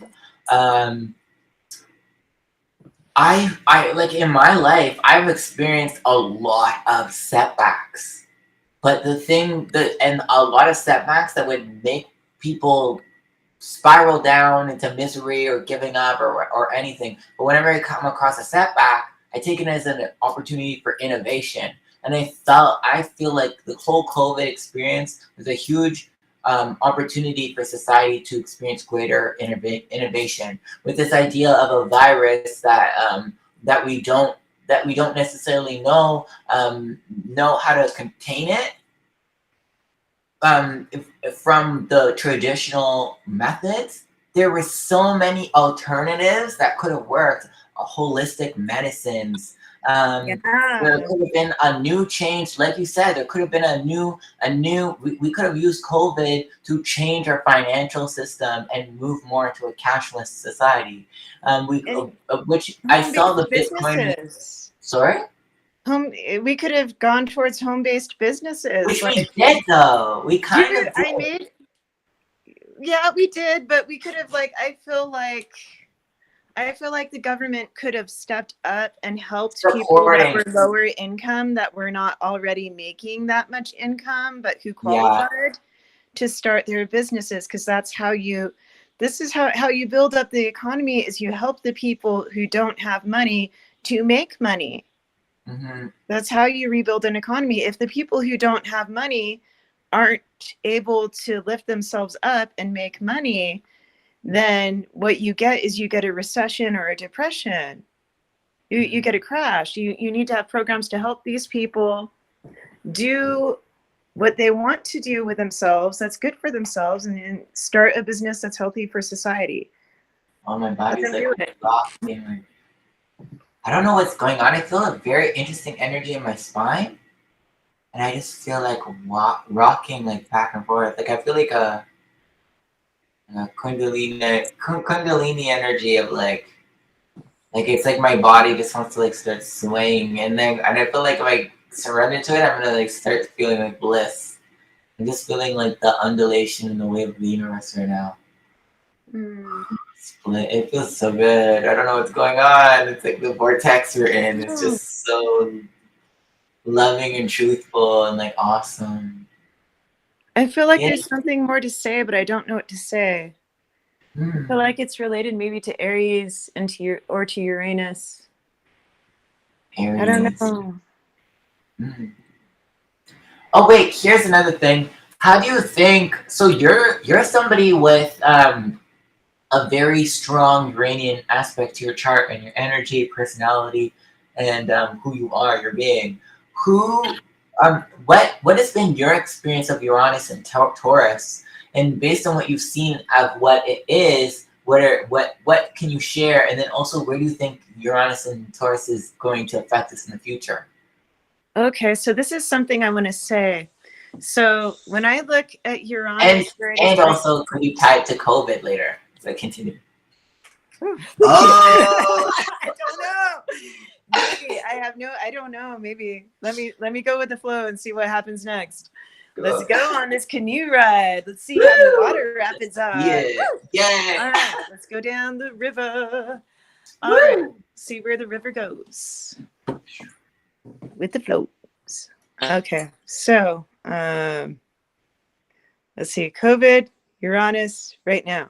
Okay, so Uranus is basically in a tapestry of planets and stars.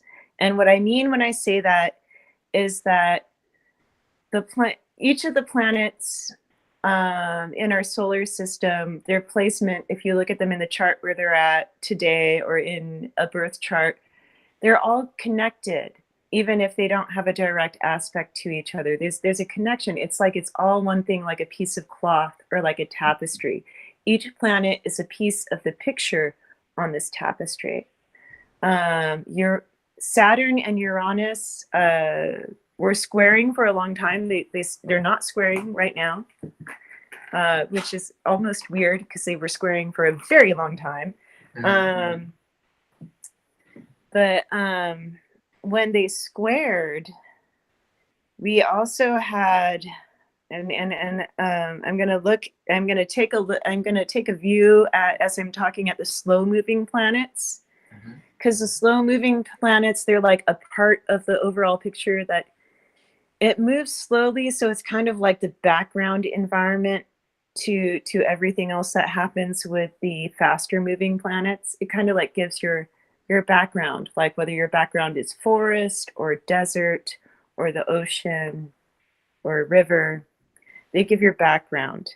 So Uranus is slow moving, Saturn is slow moving, Pluto is slow moving, and Neptune is a beautiful, wonderful part of this picture as well. So so Uranus and Saturn were squared for a long time, which meant that they were tied together in an aspect where squares are called a hard aspect because in life they are hard. Squares, but also another thing, I always say, because I remember when I was learning astrology, I really love this description of squares. Tensions which create rich rewards over time. That's what I like. That's what I always classify squares as that.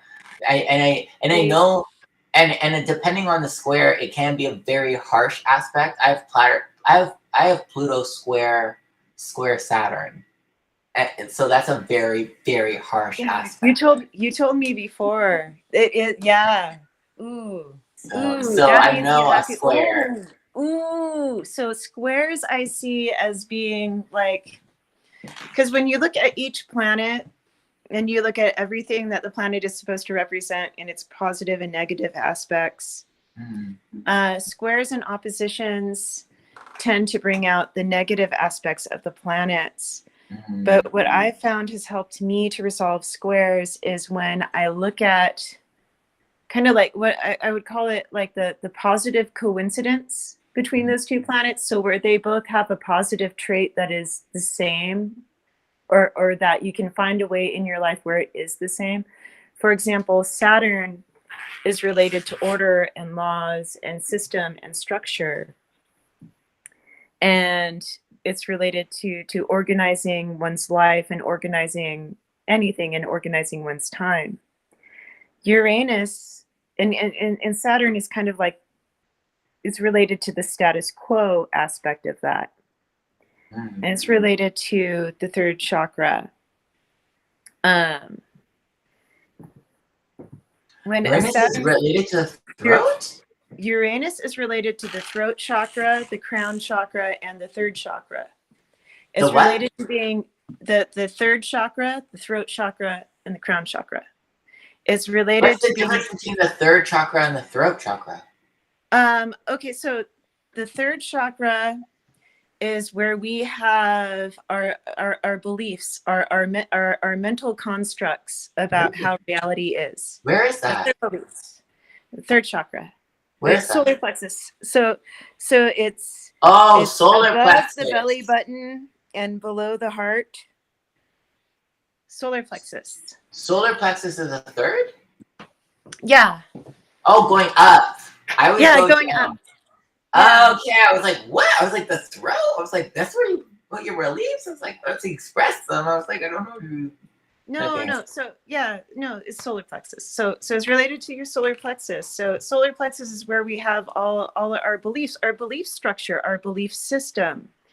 It's the solar plexus, believe it or not, is related to how people organize their time and organize their lives, because it's related to what we believe and whether or not we follow our own beliefs or those of others. Typically, doing what's healthy psychologically helps your chakras. So if you're following what you believe, then you're being true to yourself in your solar plexus. You're following what makes you what you believe in. You're following your joy. Following your solar plexus is also related to following your joy and shining your light, being who you are in terms of in public, to some extent. Your throat chakra is related to communication, self-expression. It's related to speaking your truth, expressing your truth. It's related to seeking and finding truth. So there's like this chakra, the throat chakra, it's very structural. It's very structural. You can think of kind of like the structure of how things are. So if I were to clairvoyantly look, and look, I can see energy. So if I were to look at the energy of everything around me, it's kind of like everything is made of many layers of energy. Wait, can you see around my throat? Can you see? I mean, can you see my throat? See the energy in my neck? There's some type of weird like blockage around like right here. Like I don't know what it is. I don't know if you can see it. What are you seeing? Right here when I'm seeing a pink aura. Oh, I know why I'm seeing your pink aura around you, because I decided to look directly at your throat chakra. So of course I'm looking at, when looking at auras, you see what you tend to see indirectly. So yeah, that can be explained later. But oh,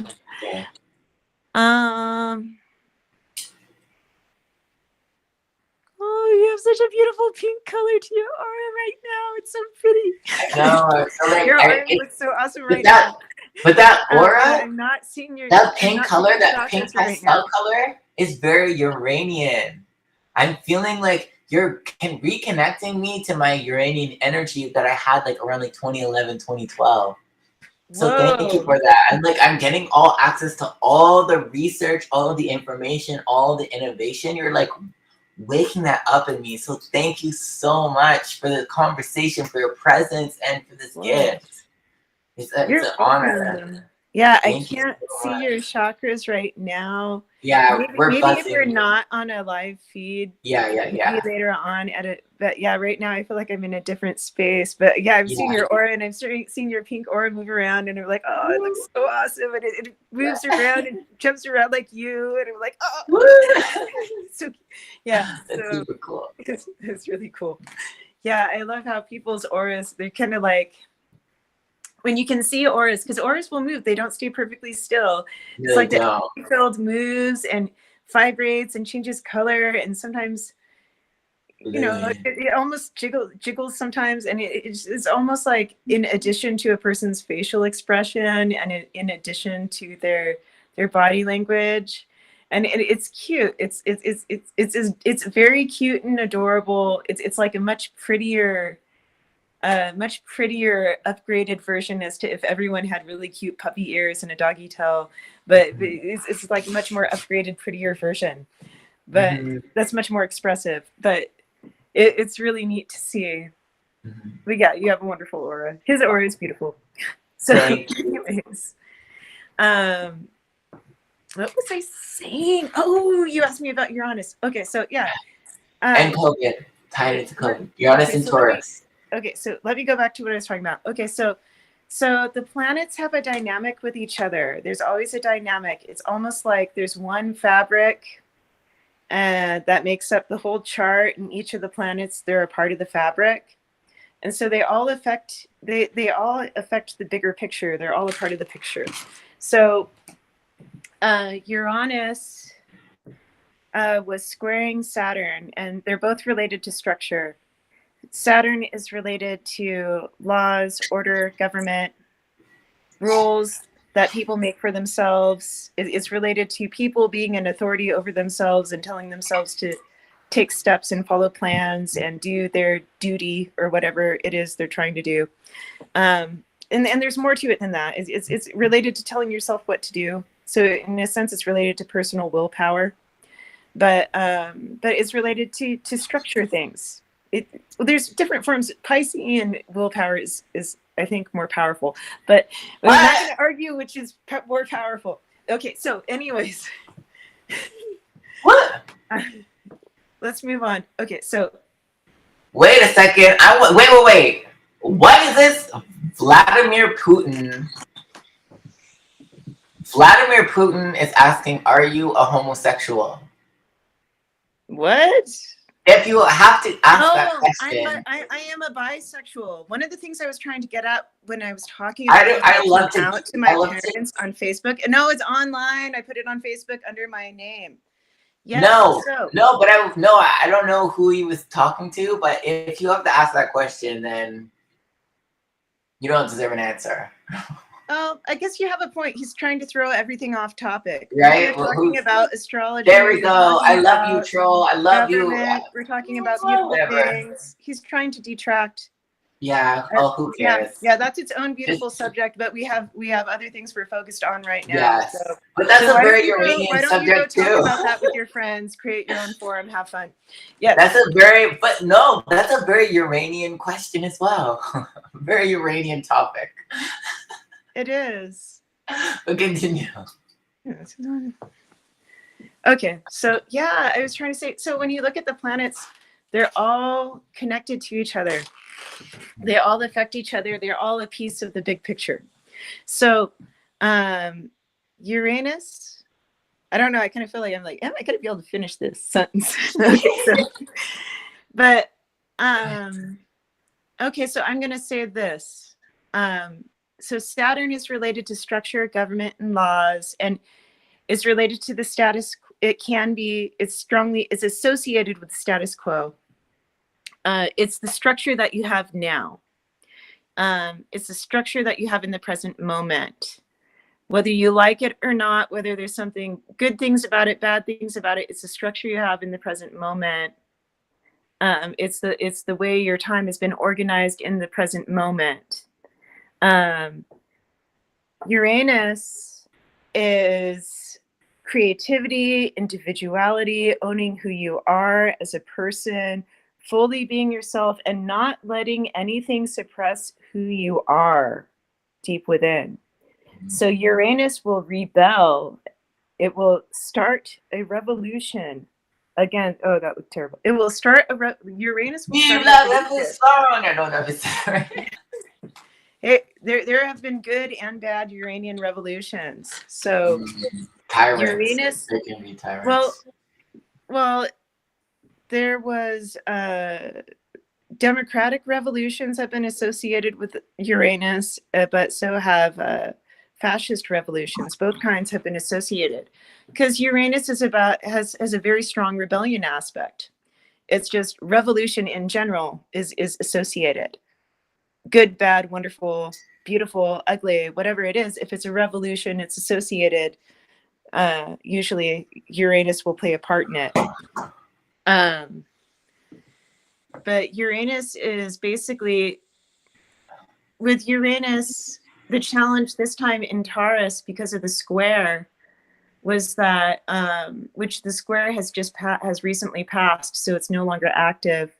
But with the January 6th insurrection, Mars, I think, had just conjuncted Uranus, and Uranus was squaring Saturn.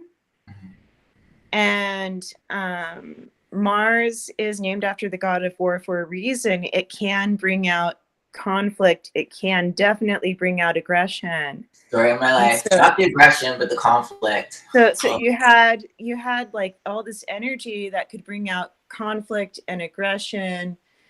and you had it combining with conjunction. So it was combining with Uranus, which is, I must be who I am. I must be true to myself. I must not be suppressed in any way. If I'm suppressed at all, I want to rebel. And then we have the January 6th insurrection in the US. So at our capital. And so it was just kind of right on what happened. It really lined up with the astrology. With a square, it can bring out the negative aspects. Like I said, it didn't happen in a positive way. The people that were there were grossly misinformed. A lot of them thought that Trump had won by a landslide. He had not won. He had not won at all. They wanted to overturn the election results because they were misinformed. So I'm not going to go into that too much more right now, but part of me wants to. Do it. Well, no, because it irks me because I found out later on, because it came out in some news outlets later on, that that the FBI had been monitoring some of the communications, which were supposed to be secret or supposed to be encrypted through WhatsApp of some of these groups, like the Proud Boys and others. And the FBI was like, well, we were monitoring them, and then that was how they prevented 2 car bombs from going off. And I'm like, well, I'm glad they prevented the car bombs from going off. Very glad. But you've invaded the fucking constitutional rights of your fucking civilians. Why did they let things get to the point? If they knew these groups were involved, if they knew bombs were being brought to the Capitol, why would they just kind of like, why would they be like, you know, you would think all of the cops at the Capitol would have been informed that, by the FBI about this, but they weren't. There was one police officer who let the protesters in, and you know, it was like, and I think he committed suicide afterwards.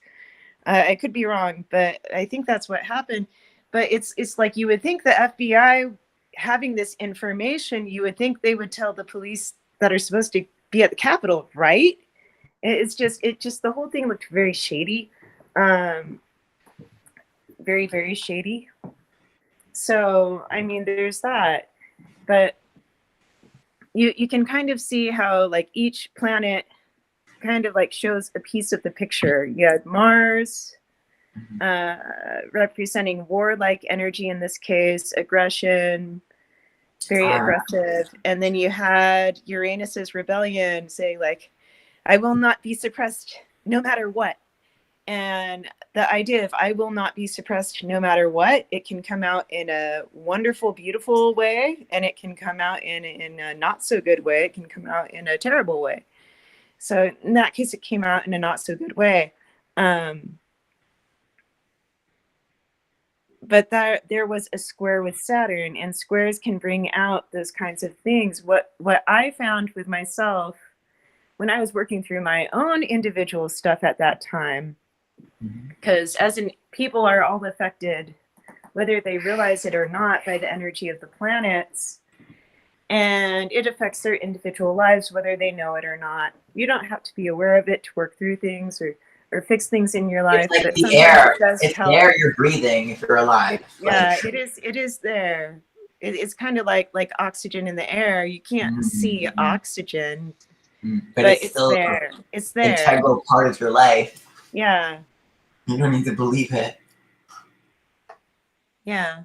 So, but anyways, what I was saying is, when I looked at that dynamic and I looked at what was going on, and I looked at what was going on socially in the US and politically, and the way different people felt in different groups, because I knew people that were kind of like small town type Republicans. And I've had conversations in the past when I was an activist with many people who were not and when I say that, I've had conversations with people as an activist of many beliefs, because when you're an activist, it's one of the things you do. You want to change things. You talk to people.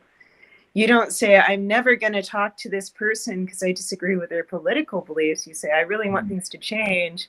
I'm going to talk to this person because I'm really hoping And I can that's help create positive change. and that's one So thing I really want on my Republicans, channel. I want to have wealthy ones, dissenting. I talk to unwealthy ones. Yeah. I talk to Democrats. I talk to liberals. I talk to everyone. I want dissenting people on this channel. I want to have like a real debates with people that I disagree with, and just like have like a heart talk, have like a real go at it conversation, and at the end like shake hands and like I agree to disagree. Just hash both sides out. I love that kind of shit. That's very like Aquarian as well. I've had a lot of conversations like that with people. I had a lot of conversations like that with people when I was hitchhiking around the country. I made friends with people of like all sorts of different beliefs, and we could talk to each other. We could get an understanding of each other's point of view, and we could forgive each other for our different points of view and still like care about each other. I love that. Doesn't mean I would vote for their preferred candidate, but we could still get along with each other. Be human beings. That's what it's all about. With decency and care and love. But I'm trying to talk about Saturn and Uranus. It's not happening. I don't know if that. Sorry, that's my higher self. No, it's okay. You asked the question. I'm like, I can't answer the question. The conversation keeps going in every other direction in the world. That's me going. I don't know if I will ever answer this question. It's like, how do I get Jenny to talk about? Just ask you the endless question. This is what I'm going to ask her a question about astrology, and I'm not going to let her answer. I'm going to keep deflecting and start talking about politics. I'll have her talking about astrology forever. I'm sorry. We're 3 hours and 35 minutes in. I definitely need. I'm going to get a yummy, delicious drink. Cool. I'm going to anti-adult, and I'm going to make hot chocolate. Yum. You know yes. What? I wonder if I can. Oh, I don't have a. Actually, I don't. I'll have to leave the room to go do that. But I will have. Okay.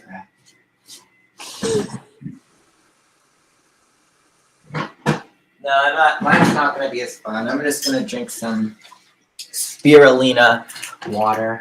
I like to add. I'm obsessed with spirulina and chlorella. And I love drinking out of glass. So what I do is I just get a couple tablets of spirulina and chlorella, and then I add it to my water, and then it turns this cool blue color, and I'm like, oh my gosh, I love drinking blue water. I really am a mermaid. It makes me so happy. Oh my God, are you okay? I'll ask after the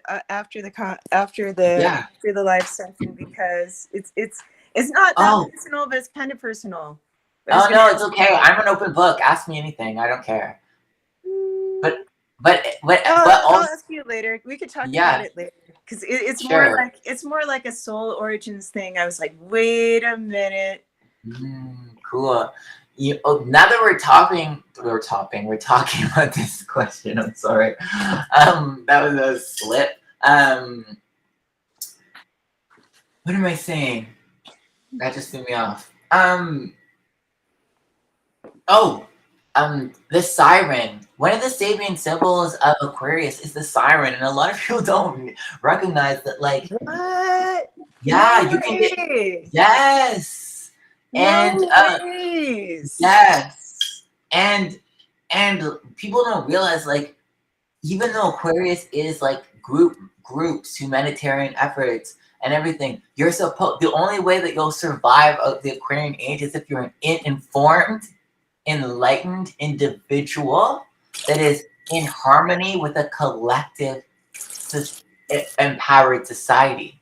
But if you're a blind sheeple following following what everyone else is doing, or following what one person says, you're gonna be following your swan song to your own death. Yeah. Dude, you know what I think needs to happen is I think people need to switch from trying to find their identity in connecting to society. And I'm not saying don't connect to society. I'm not saying don't connect to humanity, but I'm saying, I think, because most average people that try to find who they are, they try to find who they are very unconsciously.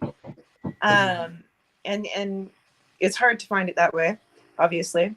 But there's a tendency to unconsciously look at whatever your relationship is to society as a big part of who you are. And it isn't necessarily so for for most people. For example, if someone sells shoes at the mall, is that who they are? Is that who their soul is? Their soul's not a shoe salesperson, no. Like there's not a lot more to who their soul is than the fact that they sell shoes. That's great. Quick caveat. That's the reason why. What's that movie with that movie? Wait. Oh, sorry. Continue. Let me real quick. What I'm trying to say is, I feel like most people need to connect to nature to find help and it'll help people to get a better, clearer understanding of themselves. It'll help to clear your mind. It'll help to clear your vision. It'll help you to see the interconnectedness between yourself as a human being, as a living, breathing person and creature, and the earth and life as we know it. And when I say life as we know it, I mean the biosphere. I mean the forest, the trees, the stream with the little fishes, the ocean, the desert, whatever nature is around you, connect with it and try to find yourself more deeply. There's a halo over my head in the picture, and I kind of want to laugh. I love it. Why is there a halo? You look so wise. You like just take this like. As I was making hot cocoa, it's the light in my kitchen. Oh. Yeah, the halo's moving around. It's a little unsure of itself. It's like, what? I'm attached to this head now, I guess. Wait, I want to. No, wait. I'm gonna play one of my tracks. I feel like it literally was channeled for this moment. Wait, like get your halo back on. Wait. My halo's on. Okay, wait. Halo. This is my song. It's called The Pastel Hymn. Okay. But it matches like your halo. Oh, whoa. Cool. Yeah, wait. All I can see is a bright light when I look at the screen. Oh, whoa. Okay, it channels these. I can see, kind of see the geometry. Can you hear it? Yeah. That's me. I like the changing. Yeah, so changing flower, but I can't. Yes. So it's a channeled song that brings in these like energies, these intergalactic beings that come through, and they purify the energy of a space. But I just thought it was funny. Like it sounds very like heavenly, and then also you were saying my aura is like pastel, right? I wasn't saying pastel, but actually it's very close. It was when you said that. Now it's kind of like. It's like a pastel hot pink. It's a pastel. Yes, and that's a very Uranus energy. That's a very Uranian energy. I feel like since I evoke, and I'm like seeing my aura, like it's powerful right now. Woo! It's cool.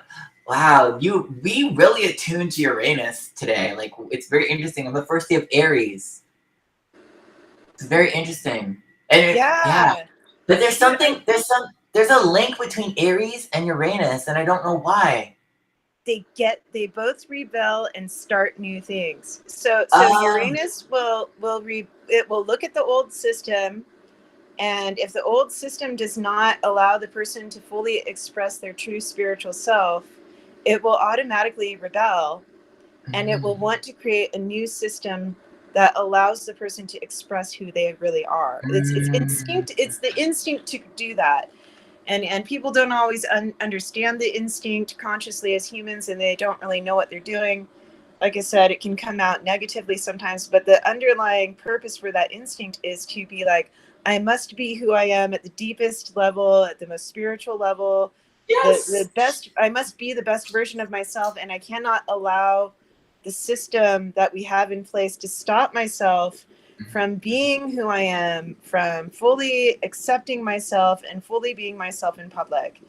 Right. And at its highest spiritual level, it says we all of us, the whole universe should be able to fully be itself, be its best self publicly. And we should love and all accept each other and love each other. Or not should, but I accept and love everyone. I accept and love myself. I accept and love all. I accept and love everyone. And it was my resolution of the square between Saturn and Uranus. Because the square tends to bring out a big conflict. And with Mars in the mix, whenever Mars made an aspect to either Saturn or Uranus, it was, when they were squared, you'd get all this really angry energy in the mass consciousness. Angry events would happen where people were like raging, where everyone. That was that time of the eclipse, right? No matter what. That was the time of that eclipse, right? When Trump was coming to. What year was this? What time period? Okay, so let me think. 2021 and possibly part of 2020. I'd have to look it up again. 2021. No, I put too much chocolate. There's never enough chocolate. What are you talking about? Are you trying to tell me I can't have too much chocolate? You can't have enough. Also, are you having like hot chocolate mix, or are you having like cacao? I hippie cheated. Yeah. So I have sugar in my hot chocolate. It does have sugar, but no, I'm not. No, it's not GMO. No, and it's organic. You're feeding. It's okay. Give your dark side a bone and feed that inner child. Feed that inner child. Inner children love sugar. And if you're talking, you did all this good work for the collective, talking about less information and everything. If your inner child wants to inflame gut because it wants that right now, I'm sure the universe will provide a way to counterbalance and counteract anything that will happen to you. You're safe. You're good. You're guided. You don't know how you don't know what this is. This is special chocolate. This is Silly Cow hot chocolate. That is the name of the brand. It is called Silly Cow. Silly Cow hot chocolate, and it is gluten-free certified. Okay, I want to try this Silly Cow. Dude, I react to a lot of chocolate. I do not react to this chocolate. Like this chocolate was such a blessing. But the thing is, I have to be careful sometimes. I might drink too much of the chocolate because it's really good, and I have such a strict diet. I only get so many foods as treats. So this kind of chocolate is one of my. That's why I was saying, treats. Enjoy it. Don't feel guilty. Do it. But I'm very evil. I don't know why. I think it's like the Uranus and Aries mixed together. Like if people are just like, oh, I like your mug. That people are like, if people are like, oh, I really want to do this, but I can't, or like I really want to buy this. Oh, I really want to eat this, but I can't. The Aries Aquarius aspect of me is just like, do it. You have to do it. Buy it. Who cares if it's break the system? They're like, but it's my rent money. And I'm just like, but you can just manifest more. Just do it, please. They're just like, oh, I drank too much. I shouldn't have anymore. I'm just like, come on, if you want to do it, just drink more. Like, I don't know. There's a part of me that just like loves just like people giving themselves what they want. I love that. And this makes me happy. So if you want that chocolate, go ahead, do it. Get it. I don't know. I don't know if I should listen to you now. I don't know. No, that's oh my gosh. Okay, you are out.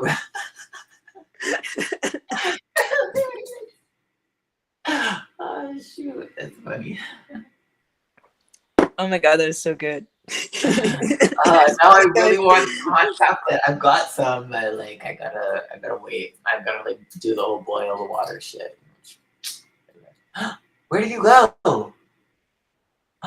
Her phone died. Okay, I guess this concludes our beautiful talk. Thank you so much for watching. It was a great episode. Thank you and take care. Goodbye.